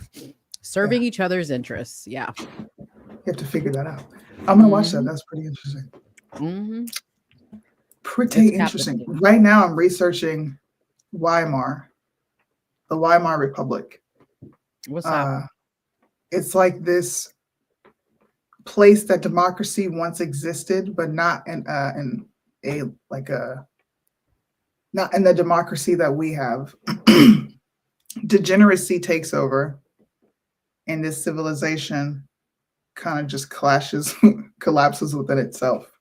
Oh, And wow. they're finding, you know how you can parallel French Revolution with like what people are doing today? Well, you can parallel America Weimar. today to the Weimar Republic. I've heard of Weimar before. I just didn't know about it. What got you interested in that? So he said, please do a rabbit, like go down the rabbit hole with this, because we'll share books with each other, or we'll share research with each other, and kind of go down rabbit holes. Mm-hmm. And he challenges like me in ways that nobody else does, because then he'll force me to like question my whole reality on a thought. Unless I could find a way to counter what he says, I'm like, dang, bro, he's right. And he usually brings these crazy theories up. And we go down rabbit holes, and sometimes we'll bring them to alive. So I don't know if you've been watching, people have been watching my TikToks. I'm talking about Blue MAGA, right? Mm-hmm. Remember when I called you Blue MAGA? Of course, we're being playful for the show, right? Mm-hmm. But there is a such thing as Blue MAGA, because there are Democrats that transitioned over to Republican, but they still have the same social ideology, which is Marxism. Elon Musk, Mm-hmm. right? Which is Marxism, right? Cultural Marxism at its core. Mm-hmm. And they're coming over and meshing with us. So we'll discuss things like that and say, well, you're a Democrat, really, but you just like Trump's policy. Because they'll come on and push back on you and be like, "You're not conservative. Like conservatives Mhm. don't talk like that. You're far right." Mhm. And I'll be like, "Well, what makes me far right?" Well, tradition is set for you, but tradition for us is evolving. Right. So, as somebody who called themselves conservative said this, tradition doesn't mean what it meant 50 years ago. I'm like, excuse me, that's like saying woman doesn't mean what woman meant 50 years ago. Like you're forming the same arguments, but you're doing it here. And you're starting to see a lot of Trump supporters come out with this ideology. So I went and studied something offline. I can apply it to what we talk about now. And it's boring. It's wordy. People don't want to hear you like Yeah. analyze. No, I like hearing you summarize it. You know what I mean? That's fun. So that's what I'm doing with the Weimar Republic, because it does so closely resemble a moral decline and what happens when a country has that massive of a moral decline. And these are the same things we're experiencing. Like the first transgender hospital that was in the Weimar Republic. Really? All these things, yes. A lot of the LGBTQ stuff that we're fighting today existed in this region, or I mean, in this republic. Yeah. It's fucking crazy. Sodom and Gomorrah. That's the whole reason why they burned that joker down. Okay. God said, y'all men up in these huts getting your back blown out. They're progressives in conservative clothing. Yeah, there's a lot of progressives on the right now, bro. There's a lot of progressives over here. And my question is, why don't we go and do that on the other side? Because this is, I don't know. Because we're too obvious. No, I think I can only speak anecdotally. Like, I don't feel like I think like a lot of people. I wouldn't be able to do it because I feel like there's like a massive gap in morality between both of us. So you would never accept me. Yeah. And I would never accept you because I deem you immoral and you deem me a bigot. So they can probably look past me being a bigot if I say, fine, you want to get married? All right, whatever. They can look past that. But if I stay firm and say, no, I'm not going to look past that, and I don't believe that, that's when you become, that's like a threat to people again. Right. It's kind of fun though. Yeah. Keeps you on your toes. Okay, let me ask you this. Yeah. This is kind of off topic, but along the same line. So I saw a headline today that Donald Trump says he's creating external revenue service to collect money for tariffs. So it says the term external revenue service is trending after President-elect Donald Trump shares that he wants to create a way to collect tariffs and other revenue from foreign countries, comparing it to the Internal Revenue Service as we know it, the IRS, that collects taxes from Americans. Okay. On Truth Social, Trump wrote, "For far too long, we have relied on taxing our great people using the IRS. Through soft and pathetically weak trade agreements, the American economy has delivered growth and prosperity to the world while taxing ourselves," Trump said. Trump wants to ramp up tariffs on goods from Canada, Mexico, and China. If you recall, he previously said he would enact tariffs of 25% on all Canadian Mexican goods. In addition, he will add another 10% tariffs to all Chinese goods through an executive order on his first day in office. Critics argue that these tariffs could increase costs for American consumers. Okay. What do you think about this? Like, because people are like, I'm all for the tariffs. Okay. But I'm kind of confused how you're going to create an external revenue service to collect money from other people that are doing us dirty. Okay. So now are we saying that what Luigi did to the United Healthcare person in the street was a good thing? Like, is that kind of how they're going to release Luigi's out into the street? I don't understand. Like, what are you talking about? Is it going to be like the mob? I don't know. I need to read up on that. Trump's going to have, he's going to have goons shaking people down. What you got on my tariff, cuz? That's great. I'm telling you, sometimes Trump, it scares the crap out of me And then sometimes I'm like with that video, I'm like, okay. So if you understand this, then maybe there's something that I don't see. I'm a citizen, you know. I'm not in the room with these people. I get to know history and then judge what they're doing in the moment. I'm never in the room there, so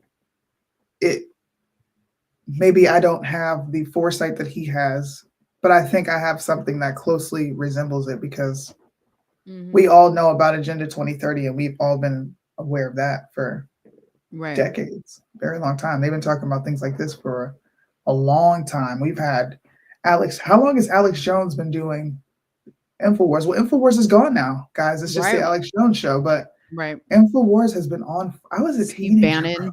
Steve Bannon. Like all these shows. Steve Bannon said he wants to keep Elon Musk out of the White House and he'll do whatever it takes to make it happen. It just, you know what this whole Zuckerberg thing, we talked about this. This whole Zuckerberg thing. I don't trust it. Why are we okay with social media companies cozying up to the government now that Trump's in office? Right. Like people had a problem with the fact that the government was so heavily involved in Facebook because of the censorship that we experienced on COVID and any other topic like racial issues, all that. But now they're like, yeah, Elon Musk with the president, Zuckerberg with the president, TikTok, you got to go. I'm like, y'all are okay with technocrats now? Because that's exactly what Elon Musk is. That's exactly what a Zuckerberg would tech bros resemble. We already know what Elon Musk has in store for the future. He wants a transhumanism agenda to play out. He's coming up with a Neuralink that's literally attaching AI to humans, which is crazy to me. Talking about replacing people. He's building these robots. Have you guys seen the Tesla robots? Yeah. All these things. I'm just saying, Mo, like, listen, bro, you've been paying attention just as much as I have. All these things 8 years ago used to be a major threat to this country. When we talked about robots existing and overtaking, that was a bad thing. And you shouldn't invite that. Yeah. Now people are okay with it. Well, yeah. I mean, it's like with everything else that we've slowly accepted in, like you always say, like they just inch it in until next thing you know. But that's 8 years. I could see if it's been like a decade and you not even a decade, multiple decades, and you successfully subvert a population or a demographic. But to do it in 8 and have people allow fucking vehicles to drive for them. Well, but I think that that's like the power of social media and like how quickly you can just infiltrate the mind, like in such a, you know what I'm saying? Like, I think that that's what social media was the vehicle that allowed that to happen as quick as it did. But yeah, like it's crazy and you guys may not have watched this, but Soonie had turned me on to this show called Landman. That's about like the oil fields, right? Out in Texas where I'm at. And that show is an excellent show. If you guys have Paramount Plus and can watch it, or you have a Fire Stick, definitely watch that show. But I was literally thinking that scene where he's like out in the field talking to that lawyer about the windmills, and he just starts telling her everything that involves oil and the business of oil and how those windmills are actually powering the oil machine. I was literally sitting here thinking, we are the biggest. It's no wonder they can give us the okie doke the way they do, because we're so fucking dumb. We're so dumb. And then I'm like watching like that Tesla car that pulled up to the hotel and blew up, and then come to find out, oh, Tesla has access to what happens around that car all the time. Don't matter if you got a Tesla car with a camera that is all over the car, guess what? Tesla has the ownership to that footage. So now you're telling me that this dude went through all this And it wasn't until after the fact that he blew up whatever he blew up. And then they found all this footage. And they knew this dude was like on some watch list because supposedly he was like rogue from the military. Come on, man. It's crazy. Come on. All I'm gonna say is, I told you guys. Okay. Michael Jackson said it. When people used I don't even know why I stopped debating this. I used to debate how the Green New Deal was just another way to tax Americans, because that's all it is. Mhm. They're saying, hey, look, the oil companies, what they're doing is bad, right? They're fracking, they're doing all these things. So what we have to do in order to make this oil good is we got to put it into this like fake invention of cleaning it, right? Mhm. And we're just going to put a bunch of wind turbines up. We're going to do this here, right? And we'll be able to clean it. And then you can buy it back from us after we clean it. And then Yeah. I'm going to double tax you on this shit. She said it's clean, sustainable energy. He said it's alternative energy. Is what it is. Dude, it's nuts. They're telling you like, hey, this doesn't work the way I think it should work. So let me have it. I'll fix it for you. And then I'll give it back to you. But I'm going to have to charge you for my work. Right. Like, I thought you were doing it to help. Like, why are you charging me for this? Right. What's happening? You know what else is wild? Like, I started to look up the statistics of how many people die per year doing that job just in Midland, Texas. And it's almost half of the people that are in that industry. Like, they have like out of 100,000 workers, half of those people, I think it was like 43.5% of them die or suffer some like debilitating accident. Like, nobody's talking about that, you know, like when you're and I'm sorry, but you people that are like, oh, I drink Starbucks out of a paper straw, like even that involves oil, people. Yeah. You know what I mean? Like, Yeah. your organic lip balm involves oil, okay? And there are literally people dying to bring it to you because, like he said, we're gonna run out. Yep. Okay, we're gonna run out, and even the freaking Teslas and the Cybertrucks and all the other vehicles that are going electric, all those things require oil. Yeah. So you ain't doing nothing for the freaking environment by driving one of those ugly ass cars. I don't believe we'll run out of it. The earth will always replenish, but it's going to get to a point of it's not going to be able to replenish fast enough for what we're putting out. Hence why they got to do major things to control the population, okay? Because if you don't know, they got to reduce the population. And don't think for a second these fires in California ain't part of that. Don't think the stuff going on in North Carolina and Florida ain't part of that. They got to reduce the number of people here. But it's funny because they're bringing them in from other countries. Are you black-pilled? Oh, I'm fed up. Is Mo black-pilled? Oh, look at this. Okay, here, if y'all didn't see, let me show you the video that they got of this damn Cybertruck fool. Look at this.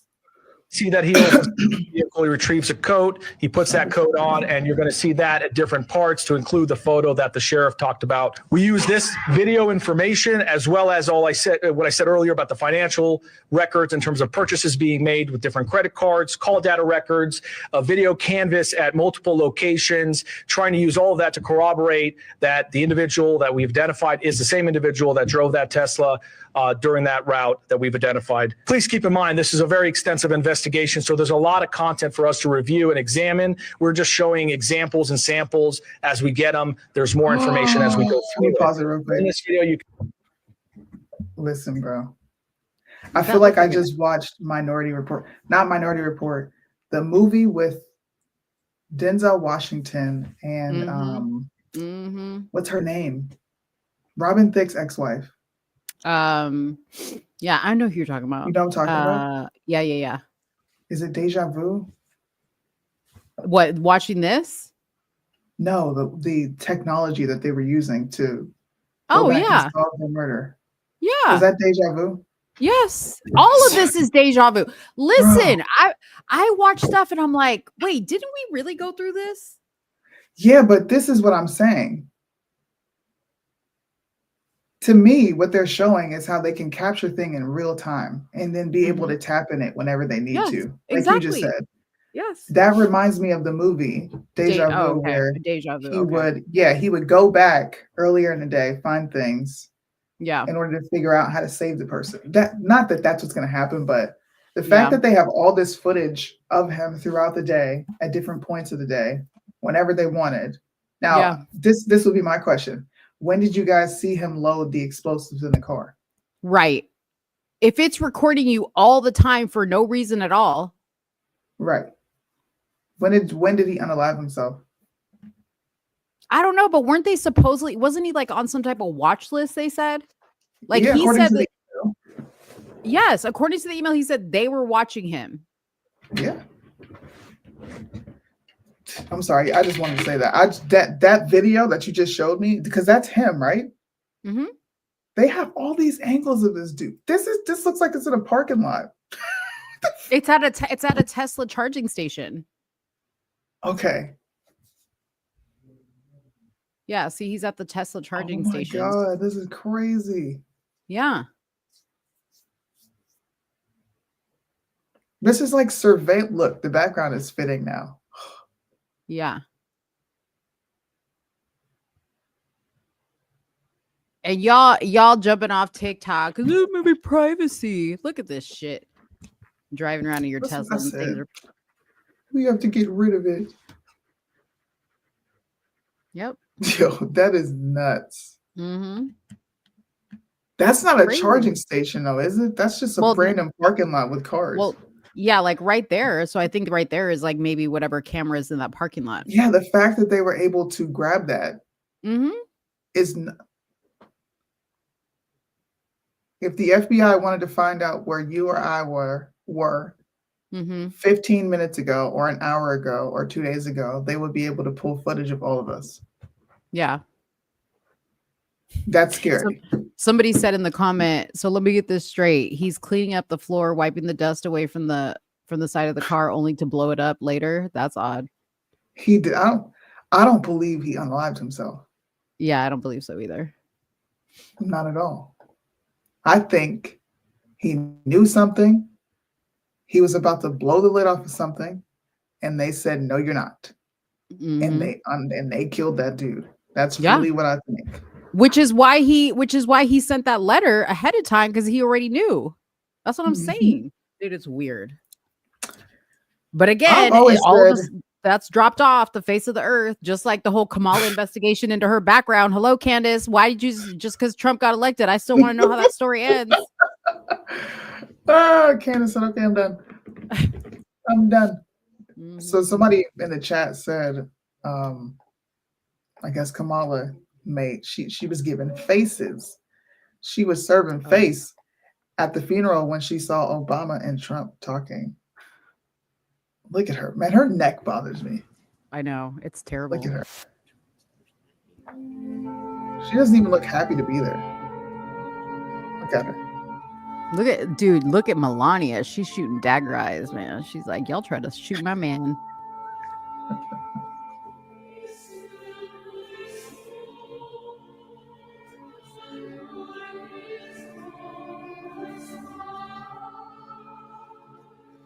Why does she look at her chin, bro? Why does she do that? Dude, and Why not just look down? Doug's like, what day is my contract up? Because I'm sick of this bitch. Look at her, bro. She looks like my Aunt Tony. Watch. This is where she turned around. Look. You see her mouth. Yeah. She was She mad. said, but look at Melania right there. Look at Melania right there. Okay, now stop looking at Kamala. Play it again, and everybody look at Melania and just pay attention to her because she I love her looks.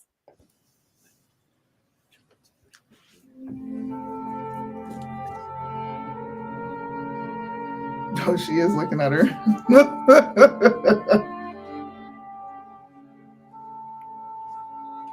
She's the only one that actually looks like she's in mourning for poor Jimmy Yeah, she Carter. looks sad. She looks sad. Like she ain't like her hair.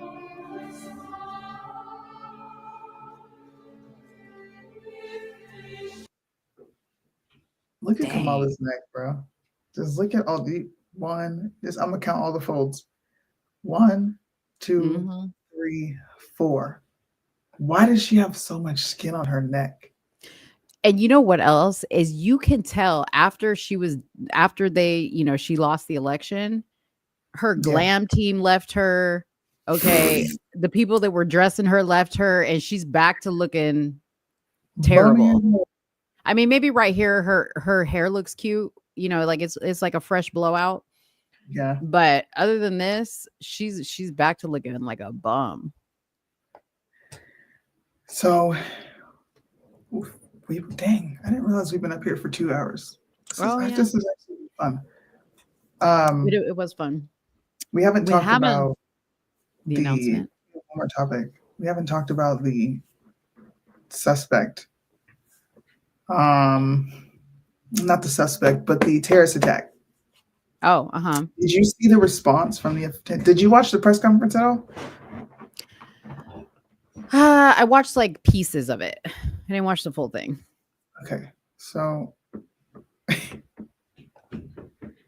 this is the police chief that you're looking at here at this podium. And she was asked specifically to speak to why the barriers had not been fixed or why they were not up. And her response just sent me through the roof. So I want you to watch this video and give me I want your opinion on this. I just watched the press conference that happened in New Orleans regarding this terrorist attack that happened there. And I want you guys to look at this. In parts of the French Quarter, specifically in parts of Bourbon Street, there are bollards. We're hearing that some of those may have been down because of repairs. Can you speak to that? And maybe was there any backup option of putting a truck there or an OPD car there? So we have been aware of the bollard situation for a long time.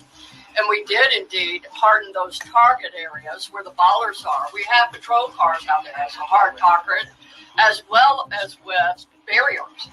Now, I want to share with y'all, if you did not know, that this particular terrorist drove around onto the sidewalk and got around the hard target, where he did have a car there, we had barriers there, we had officers there, and they still got around. Now, the wedges that you see out there as well, we knew that had malfunction problems. And I want you to understand, let's say we put the wedge up and it got stuck. There is no way that ambulance could get in or out, people couldn't get in and out, so we knew that these were malfunction. So we did indeed have a plan, but the terrorist defeated it. A plan? I just watched the press conference. So they knew? New Orleans regarding this terrorist. So look, we had a plan for if something like this happened, and our plan to deter someone from potentially doing this was to park a police car. Okay, one police car, park it there, and that's going to deter someone from coming in. But the terrorists just outsmarted us. I'm like, dog, dude. I'm telling you. Chief. What'd you say? This is a police chief. Yeah, well, hey, I'm gonna file this police chief under DEI too, because look at her, she's old as hell. It is though, right? Yeah, she's too old to be doing that position. Clearly, right? None of those politicians had any answers for those people. None of them. No. They were trying to ask, and the only thing they kept talking about was the Sugar Bowl. Half of the interview was them evading questions. Half of it. It was so sad. So and then after that, where are we at now with this? Nowhere. So the only thing that we know, and this is January 5th, is that the FBI has put together a timeline, and they released the timeline of the suspect. Shamsa, listen, his name is Jabbar. I'm not even about to do that. Okay. Right. He from Texas. 14 people were unalived. Rest in peace to those people. And 35 people were injured.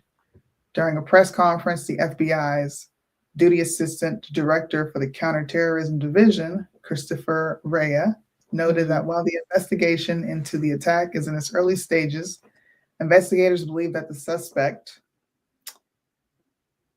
who resided in Texas, had proclaimed his support for a terrorist group, ISIS, in social media posts ahead of the truck attack. So apparently they have found some information on his social media. Now, I was not able to find his social media. It seems to me that they took it down immediately, which is odd because what was he posting on that social media? And they also don't give you examples of what he said. They just said they read his post social media. Right. Of course, he was a citizen. So this is their timeline. Jabbar traveled to Cairo, Egypt. He also went to Ontario in 2023 and then returned to the U.S. in July of 2023. Officials are working to determine who Jabbar might have met during his travels. I'll be out there in a minute. Smells like crab. Sorry. You heard him? Yeah. He's like, it smells like crab. Like, what? I did just eat crab. Did you want to say something? Well, I wanted to show the video of Jabbar talking because I need you guys to understand. Yeah, let me show you guys the video of Jabbar talking because I don't know about you, but when I hear the name Jabbar and Egypt and all this other stuff, and then I even see this top picture, I'm like, oh, Jabbar, he got an accent. He's probably like real ethnic, right? Let's take a listen to Jabbar. I'm Shamsuddin Jabbar, property manager with Blue Meadow Properties and team lead at the Midas Group at Core Realty. I just want to say hello. Born and raised in Beaumont, Texas, and now live in Houston. And I've been here all my life, with the exception of traveling for the military, where I spent 10 years as a human resources specialist and IT specialist, where I learned the meaning of great service and what. So former military. That's probably how he went to Egypt.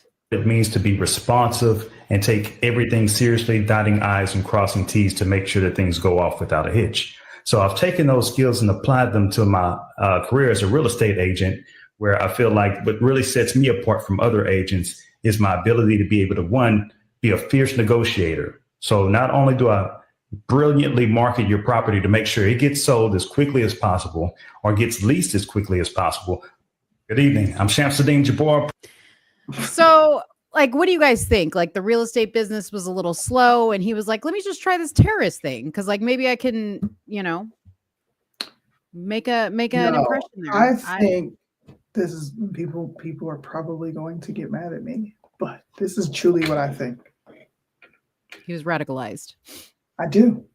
Yeah, I do, and I think we need to stop denying that our country doesn't do our this. government participates in things over in their nation that they don't necessarily appreciate, such as pushing democracy, because if they were to come here to try to push Sharia law, there would be an all-out fight. And because you're coming in to change our culture. Now, people will say, well, their culture is bad. Who are we to say that their culture is bad because they call our culture bad?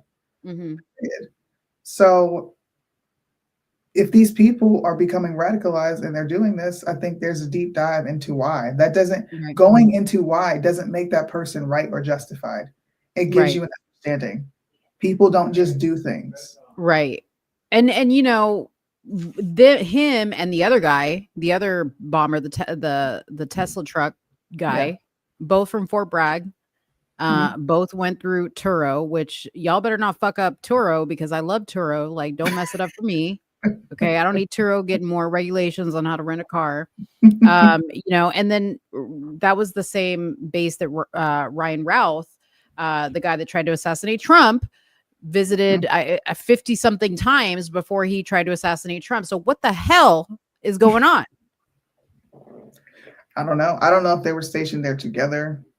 That's a massive base. What is Fort Bragg? They changed their name. It's like Fort Freedom now or some shit like that. I didn't know they changed their name. What? Yeah, I think they changed their name. Fort Bragg is no longer. It's He's something like that. Nice with that accent. Oh my gosh. Yeah. I don't think ISIS. I think ISIS is a creation of America, Mm-hmm. and we pretend that they're the big bad boogeyman, but we use ISIS when it's necessary, Mm-hmm. and then demonize them when it's necessary. Mm-hmm. I think we've done that with almost every terrorist organization that's ever been known to man, Yeah, all the way back to Al Qaeda. I agree. And these people know that. So, like I said, it doesn't justify what they're doing. I feel like I'm kind of doing what people do in instances of police unaliving a black man. You dive into their past, you look Mm-hmm. at their criminal record to say, okay, why would they have done this? Right. What happened in their life? What happened that day for them to do this? And we have to do the same thing with these people. Don't just write it off as he's just terrorist. Yeah. Or, you know, I feel bad for my lack of outrage on that kid who decided to light himself on fire. Which kid? You remember that? The soldier? Oh, yeah. Mm-hmm. People just wrote him off That's and said that crazy. he was mentally ill. Mm-hmm. And I was one of those people, like, I don't think I called him crazy, but I just said anybody who's willing to do that, there's obviously something going on. Mm-hmm. Now, I don't necessarily think that means he's crazy. I think maybe he witnessed something, feels like my odds of reporting this are slim to none. I could be punished for this. So this is my way of going out. Mm-hmm. Who knows? But to land on an opinion and kind of discount the whole thing and, you know, say that this is because of wokeness, this is because of DEI. And that's a lot of what I heard in the Senate, in the confirmation for Pete Hegseth, Mm-hmm. is they kept blaming everything on wokeness and DEI. Mm-hmm. And I thought, how disrespectful to their service for you to blame it on this new thing that they're pushing, Mm-hmm. right? Like transgenderism was not prevalent. Mm-hmm. Lesbians being open in the military, that wasn't really a thing. My husband's been in 13 years. It was not like that when he first got in. It didn't start to get that way until 2019, 2020. You start to see this shit in the libraries and everything. So I'm just sitting there thinking, like, how disrespectful. You send these men to go fight wars. You send them to go do these missions. You send them to go negotiate. Like, you're sending them out there in the field to do these missions, and they come back fucked up, or they see something and they're fucked up and they can't talk about it because you want to either silence them. And we can't pretend like our military doesn't do this. We seen it with the Vanessa Guillen story. That was a sad story, bro. Yeah. The way they handled that case was absolutely disgusting. Mm-hmm. So let's and the not way pretend, they used her. Yes. Yeah. Let's not pretend like there's not this wall of silence within the military. They have their own jurisdiction, their own legal system. So I think a lot of people are being short-sighted with how these people are responding. They're not just responding this way for no reason. Yeah. He lit himself on fire and screamed until I watched that video. Has anybody ever seen that video, Raw? I did. It was terrible. How do you not, like, internally touched when you see someone who's wearing an American military uniform saying, I can't do this? And he lights himself on. That's wokeness. That's DEI. Is it, man? Or are you scapegoating that shit? Yeah. That's how I be thinking. It's crazy. Yeah. Yeah. That's all my subjects. So. But hey, you know, the Cybertruck guy, thank God, even though his body was burned to a crisp and beyond recognition, his military ID did survive in almost intact shape, so that we could identify him. Yeah. How convenient, right? Doesn't that sound like 9/11? Remember passports on the sidewalk? Could burn up the steel of a. Stranger things have happened. What's up, Liddell? Oh, dude, one day they're going to dig these episodes out of the ground and they're going to be like, these two called it. These two girls with 312 followers. It's crazy. Thanks. One day. Anyways, well, so are we done with the topics? Because I wanted that to. was the last Okay. one. What's up, Liddell? So, you guys, we wanted to make an announcement, or I wanted to make an announcement to you guys. And it was kind of fitting to do it now, considering like everything that we've kind of talked about, so you can understand partly how I got to this decision. Part of it is something else that is not even related to social media, not related to anything, but like my personal goals and things like that with business that I want to try to accomplish, which I'm not going to talk about in detail because y'all are a bunch of viper pits and you'll use anything against me. But I am going to be stepping away from the show after the inauguration. So we'll do next week's show. And I think the inauguration's on the 20th, which is a Monday. Yeah. Okay. So we're going to probably do what, a Monday show, or you want to talk about it after the fact? Okay. Yeah, we can talk about it after, but most likely we'll end up doing something on Monday. Okay, so we're going to do that show, and then after that, Mo is going to be done. And it's not anything bad between me and Soonie at all. It is just the fact, I think Soonie said it best, that this does not feed my soul anymore. I am exhausted. I am not passionate about this anymore like I was. And it's not that I'm not passionate, like in the sense that like I don't care about politics or anything like that. I just feel that not this show particularly, but this whole industry of talking politics, and like we were talking earlier, just round and round in circles with no destination in sight. I feel like where am I putting my time, and why am I putting it there? It would be different if Soonie and I had this huge platform, this huge following, and we were getting new people to the show, but it hasn't clicked. And it could be because I'm not in it, and my heart's not in it. And so it's not clicking, because y'all know Soonie's heart's in it. She'd be doing this without me on her own platform. So I know she's passionate about this and has, the thick skin for this. I'm not passionate about this. Now, that being said, doesn't mean that me and Soonie won't like pop in every now and then and do like a show, or I won't do something by myself. But if you guys follow me, you guys know, like, one day Mo will be talking about politics. The next day I'm talking about paint samples and I don't know what else, because I'm interested in a lot more things than politics. And sometimes I just get really girly, and my shit's just my own personal page, Yeah.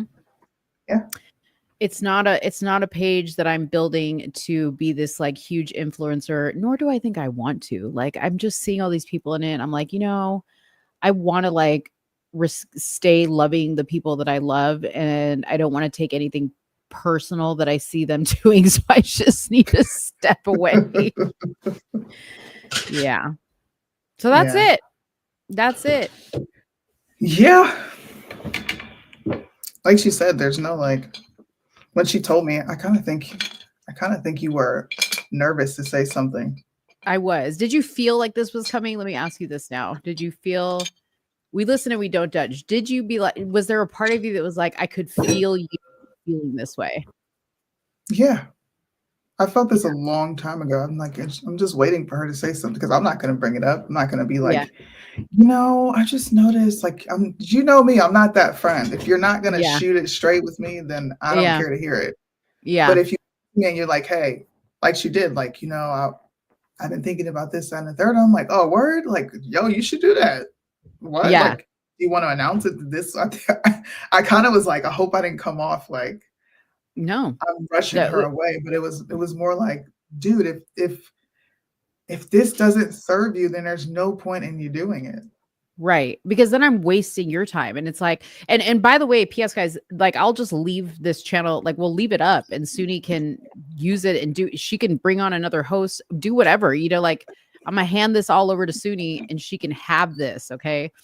So, I think that it felt really good, actually, the way you responded to it. Cause like, you didn't take it personal, which I didn't want you to do. Like, it had nothing to do with you.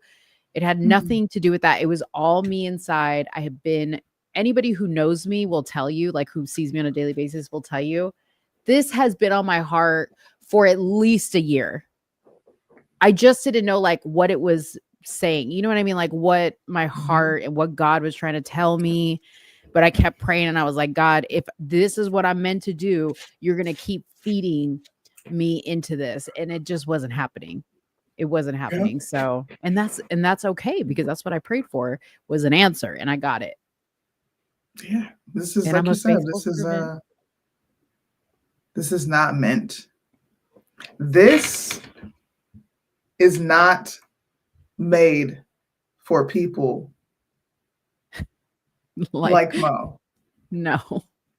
You I'm too are, nice. you are, you I am are. too nice.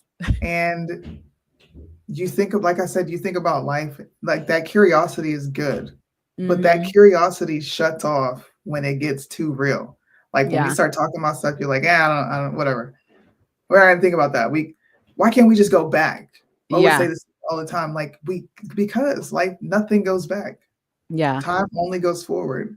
Like Yeah. we may be able to rewind a TV, but we can't rewind. You Yeah. can't. People get a taste of like freedom, and they're like, "Oh, so this is what it's like to bend the rules and say that morality is this, that, and the third." You think Yeah. they're gonna go back to like strict rules? Fuck Yeah. no. Yeah.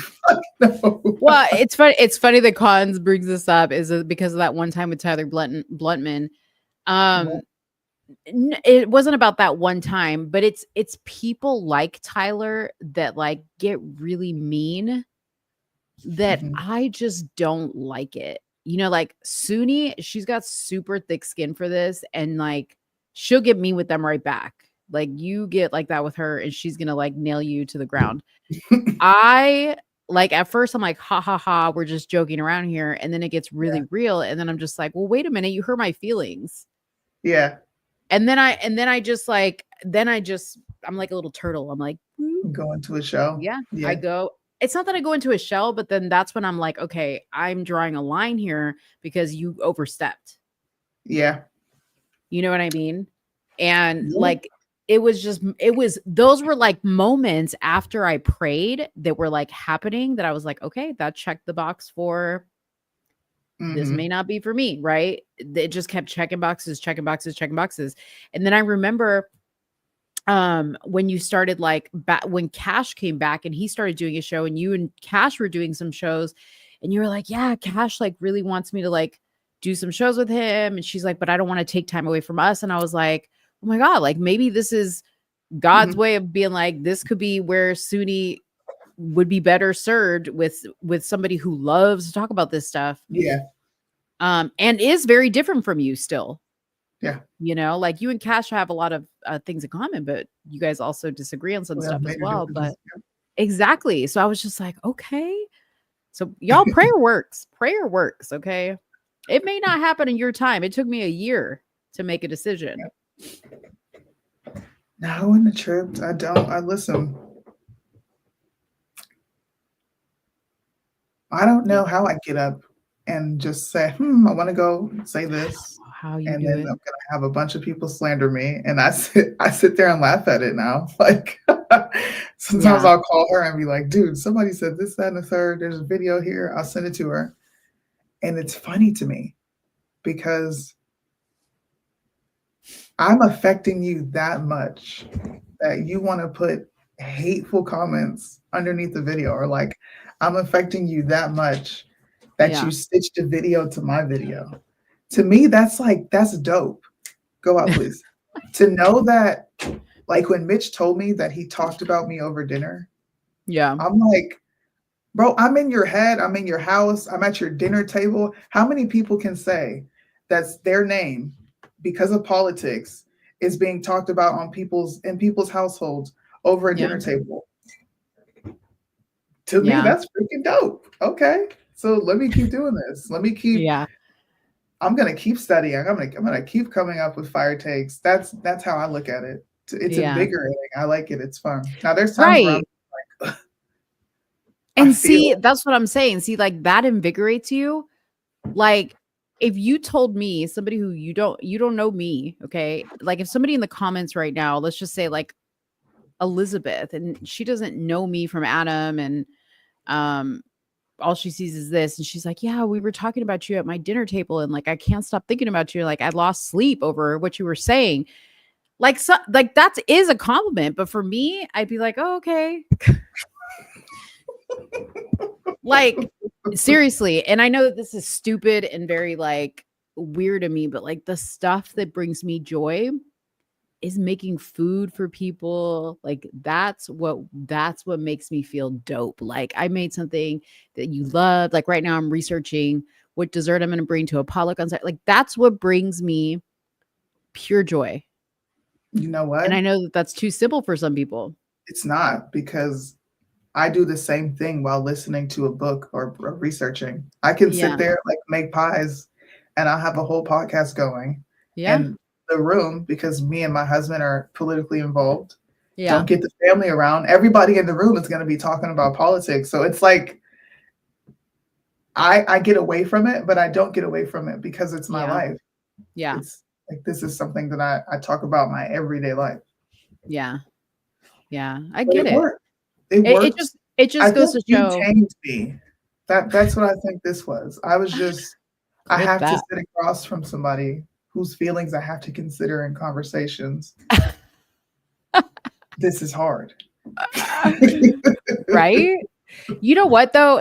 Like we were speaking a little bit about this earlier with a situation that I've been, in lately with something. But like I'm a unique individual, and I recognize that. Mm-hmm. And you either love me or you hate me, Mm-hmm. And you either love me for the right reasons or you hate me or love me for the right reasons. But I'm a very misunderstood person too. Like, and that's where I think you and I kind of actually like me is we're both very misunderstood people. Mm-hmm. And I think that's the common ground that we had. I think people get this idea about me that I'm like, because I am very feminine and I am very girly, but they think that I'm dumb. They think that I'm interested in the wrong things. Mm-hmm. They think that things that should matter to somebody who maybe looks like me is what matters to me, and it doesn't. In all reality, regardless of what you see on the outside, I'm a very simple person. Oh, well. And as much as I love to talk on this show, I don't like a lot of talking. And I really value like having somebody like Soonie who can make a very clear-cut decision without examining 20 different angles. Like, I mean, she does examine, but she does that on her own time and then comes to me with like a valuable conversation and input. So like that's why it's always worked out between us, because it's been that way and we kind of like fill in the gaps for one another. So it's been really, really great to have like to do a show with somebody like that, because it's not easy to do a show, you guys. Like I've done these things before and people argue like cats and dogs. Hello, we were both on a show before and it was like hell. Fucking hell. Yeah. But I wasn't immature in that situation. I was upset and I wasn't vocalizing that. And I felt like I had to stick around because I did make a commitment. I made a promise to Cash. I was like, I'll stick around. I'll be here.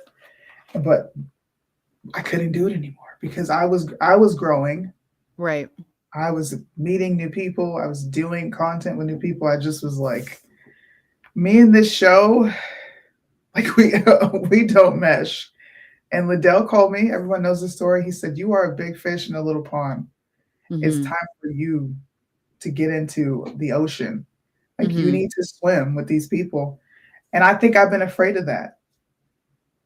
I think I have. I'm so used to having someone next to me. Yeah. That I'm like, I don't want to get online and do a show by myself, but I can do a show by myself. I do shows by myself every day on TikTok. Yeah. The only now you difference do it all the time. I'm interacting with someone, but I don't have to do an hour show. I can get on here for 30 minutes and say, hey, I think this, that, and the third, or like, I want to do a pop-up show about some like breaking news that's happening. I'm finding myself, I want a schedule, but I want to be able to just pop in, boom, say what I got to say, get off, do it that way. Long form content is good, but you can do long form content that's 35 minutes. You can do long form content that's 24 minutes and get off and be done. Because I'm needing more time. Now that I'm back in the States, I have to have more time for my family. You know, I've been in this room since 5 o'clock. I didn't give my children a kiss goodnight. And they're used to me doing that every day. Yeah. Every day. So it works out for the both of us because I have things that, of course, I'm exploring. I have things that I'm doing. I have things that I want to do. And this frees up a bunch of space for me to do that. Yeah. And then, like you said, we should get online and talk about this show. And then you guys get to see us just pop up randomly about the show or something that's happened. That's fun. Yeah. But our focuses are different. I'm in a place where I'm laser focused in on politics. You're like, I'm done. I want to talk about this show. I'm tired. I'm chilling. Yeah. Yeah. Exactly. No, it's crazy. But you know, sometimes they say like things happen in seasons. And I think like you said, us doing the show together, you know, gave you whatever you needed to be able to like go on and realize that you didn't need somebody. And truth be told, if I were to continue doing YouTube, like going back to like how I used to do my YouTube, which was like, you know, I would do like 10-minute videos on YouTube and I would talk about all kinds of stuff. I didn't just talk about politics. I would talk about all kinds of stuff. Yeah. If I were to go back to that, I would definitely go back to, and people have always said to me, same thing as you don't really need anybody when you talk about stuff like that. Like I have tried doing like the interviews and like, because I like to ask people questions, but it's a lot of work, y'all. Like it is. And that's what I'm saying. Like, I'm not in it for that. Like, I'm not in it for that. And there's other things that I'm trying to do personally, professionally, that have nothing to do with this world that I need to put time into in order to make that happen. And also, just so you guys know, because I know y'all are messy, but you guys have, through this year or two that we've been on, how long has it been? 2 years, 3 years? How long have we been doing this show? 2 years. 2 years. You guys have donated to this channel. I just want you guys to know, a while back, we actually split everything down the middle, and a lot of the stuff that you see that Soonie has now, that's what she did with her half of that money. So we did split everything that we had in our somewhere in the middle Venmo account between us, and and then that was before this even became a topic of conversation. Yeah, and it worked out perfect because I have a legit studio back here. Like, you guys can't see everything that's back here, but that's a big green screen. There's the big old light here in front of me. I have other big soft lights in the bag. I got a Mac here. It's like 4 screens back here. So this I used to do a show by myself called Hot Mic. And I would say everything that someone would say on a hot mic. That was the whole purpose of the show. Yeah. And I would get on there and just speak my mind. And at the time, it was like heavily pro-Trump. But it's not heavily pro-Trump anymore.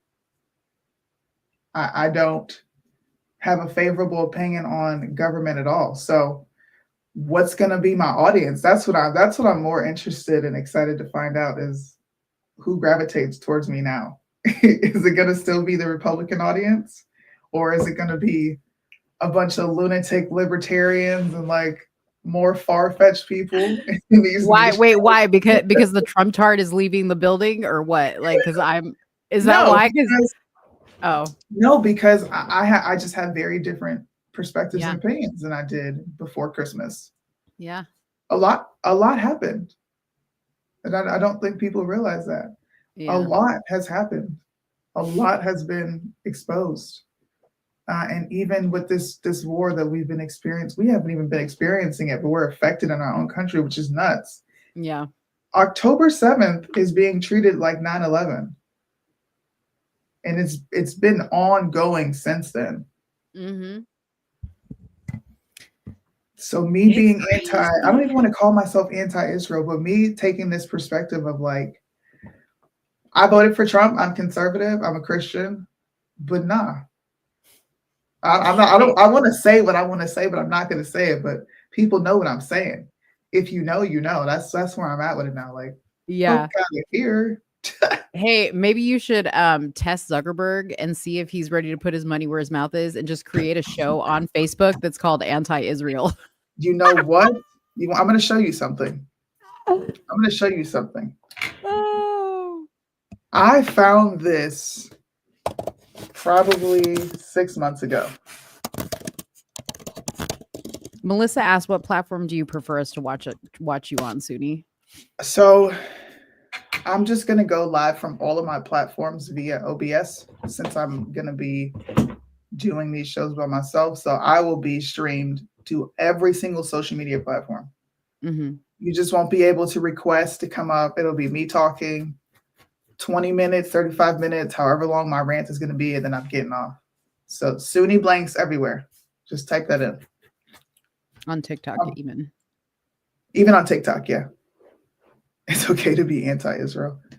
Yeah, but that comes with implications. You have to be careful with what you say. Okay. Yeah, it's okay if you don't have a platform. Yeah, it's okay. You are reckless with your language. Mm-hmm. All right. So this was, and I find it interesting that there was an update.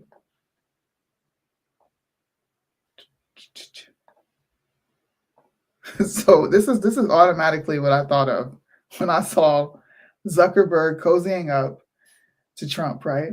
I said, oh God.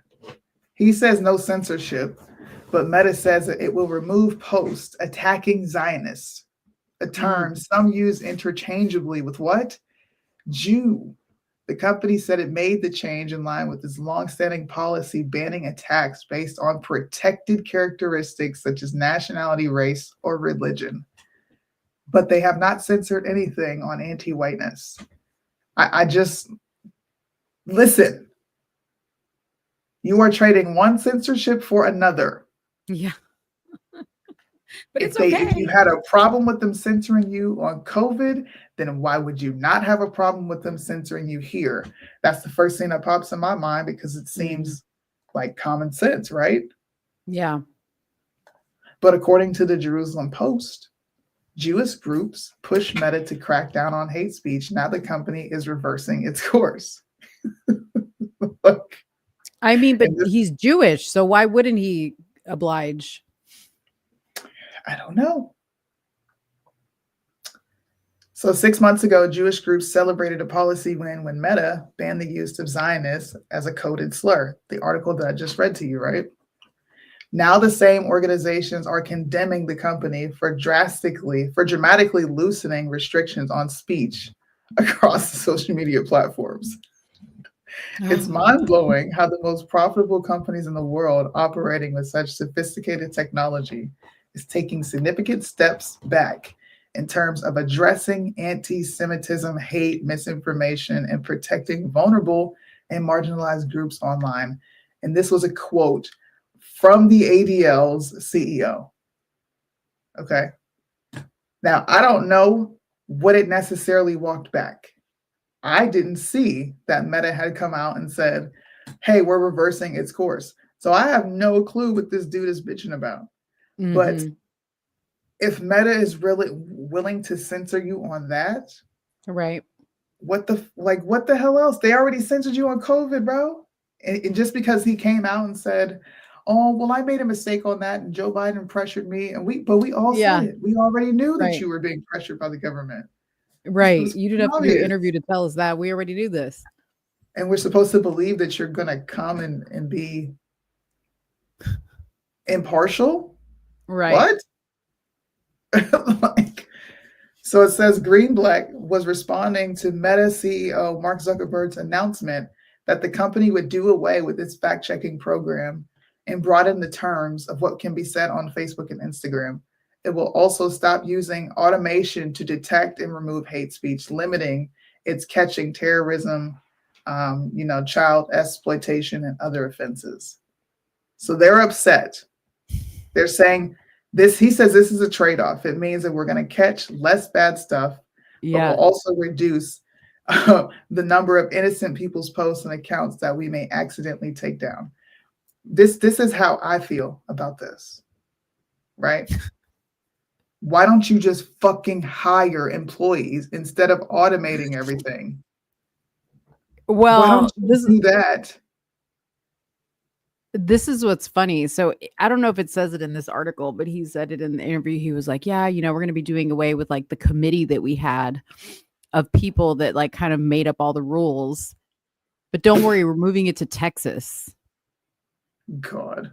What? Are you getting rid of it, or are you moving it to Texas? And PS, Texas is full of Indian people that came over on the H-1B. Mm-hmm. I'm dying. I am dying. Okay. And people are like, right? yeah, he's on our side. No, bro, we gonna be trying to call Facebook and Meta and be talking to Sanjay and Gupta. Look at Elon.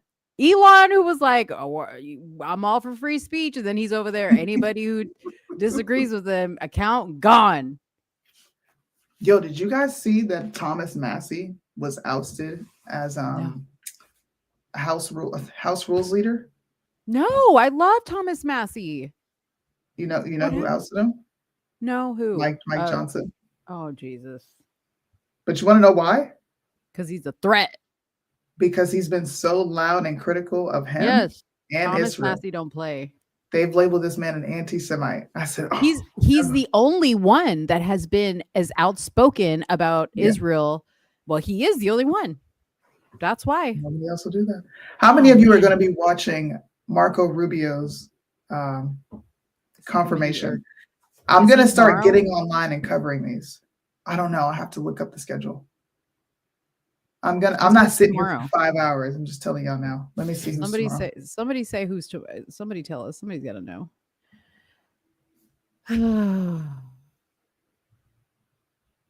Let's see. Tomorrow's confirmation.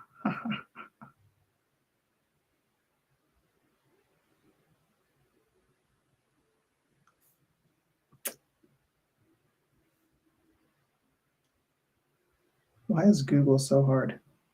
Here is the confirmation hearing schedule. So Pete Hegseth was today. Kristi Noem is tomorrow. Okay. I'm watching that because she's a Zionist. Anybody who's a Zionist, I'm watching it. Because I just want to know what we're in store for based on the questions that she's asked. Pam Bondi, I'm watching hers as well.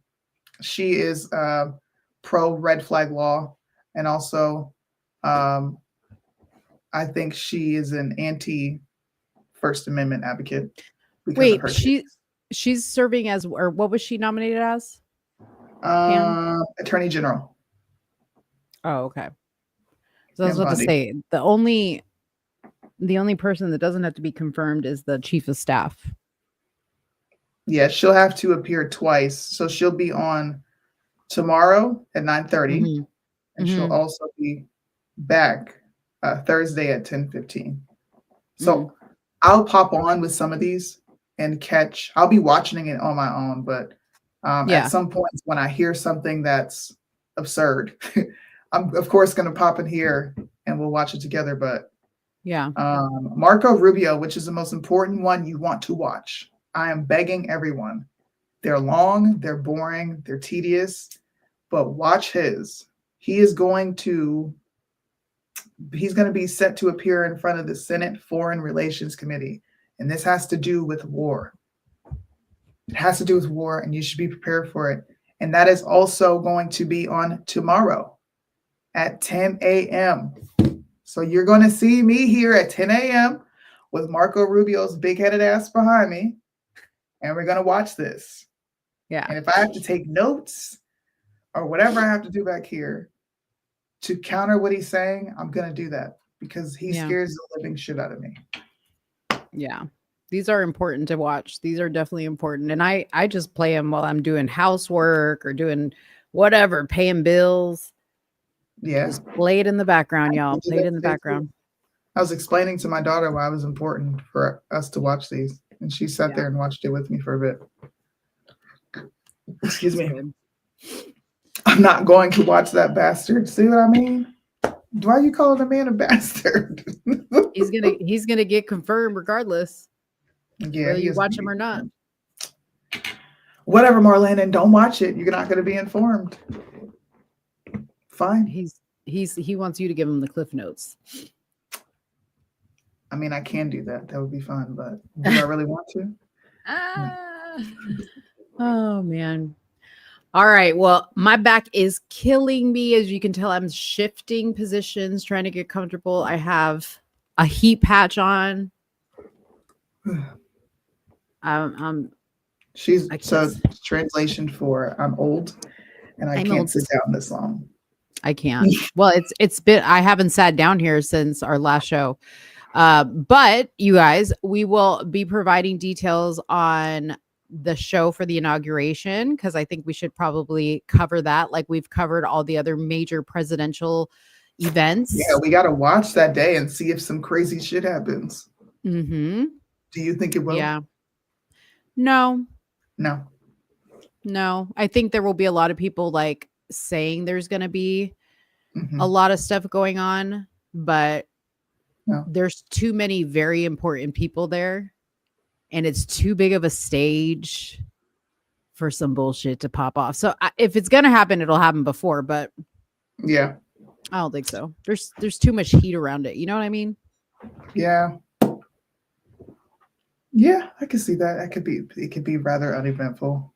Am I over here like hoping for some shit to go off? Is that what I'm doing? Well, I mean, I think that's why a lot of people are going to watch it. Hello.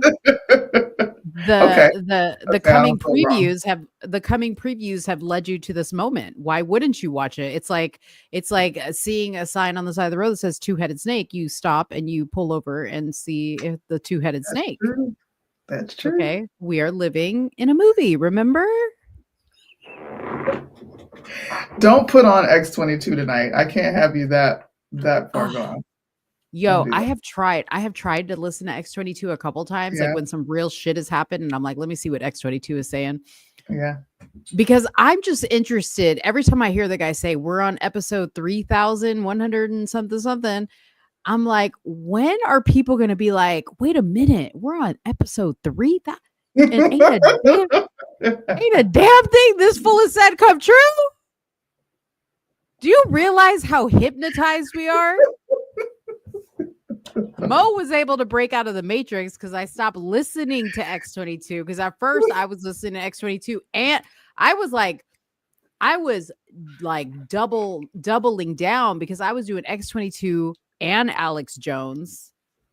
Okay. So it was like know you back then. It was like two like pipes in my ear constantly like Trump and the Patriots. Like, oh, you would have hated me back then. I was a savage to those people. I was mean. I definitely was on purpose too, because that rhetoric was ridiculous. I'm sorry.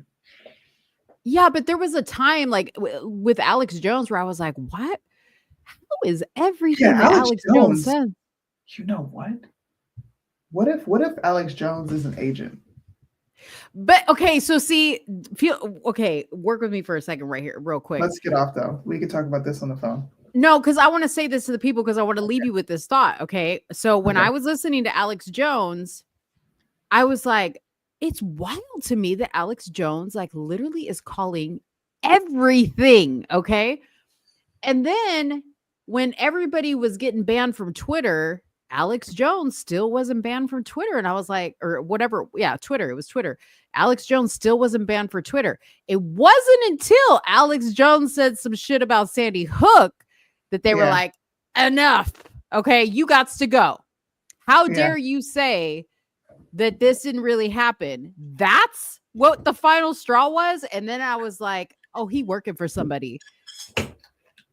He's like Lex Friedman in my mind. Like, watch the interview with Lex Friedman and Zelensky, but he's like the Vlad TV of politics, right? He was put there to put stuff in your psyche, in your thought process. You know what I mean? I mean, I'm right there with you. I think most of what we take in is predictive programming. Yeah. We're just too stupid to realize it. I mean, think about it. Think about it. My friend Erica brought this up. We watch shows where people are tortured trying to get money. Like people are we're entertained by Hunger Games. Yeah. It went from a movie to TV shows that are realistic to Mr. Beast that has people doing these like ridiculous, humiliating pranks. Yeah. All for our entertainment while these people earn money. Shout out to Erica. She was like, you ever thought of that? I'm like, no. She lays down some ill shit. She's like, yo, this is like Hunger Games and we're just watching it. It's like, bro. This is crazy. Yeah. Anyways, y'all, I got to go pee and I have to tell you the juicy details of what I heard. Okay, give me like 5 minutes to go pee and then call me. Okay. Okay. Bye guys. Love you. See you Inauguration Day. See ya. So when you're done getting high, it's over when the party's over. Where you going when the party's over?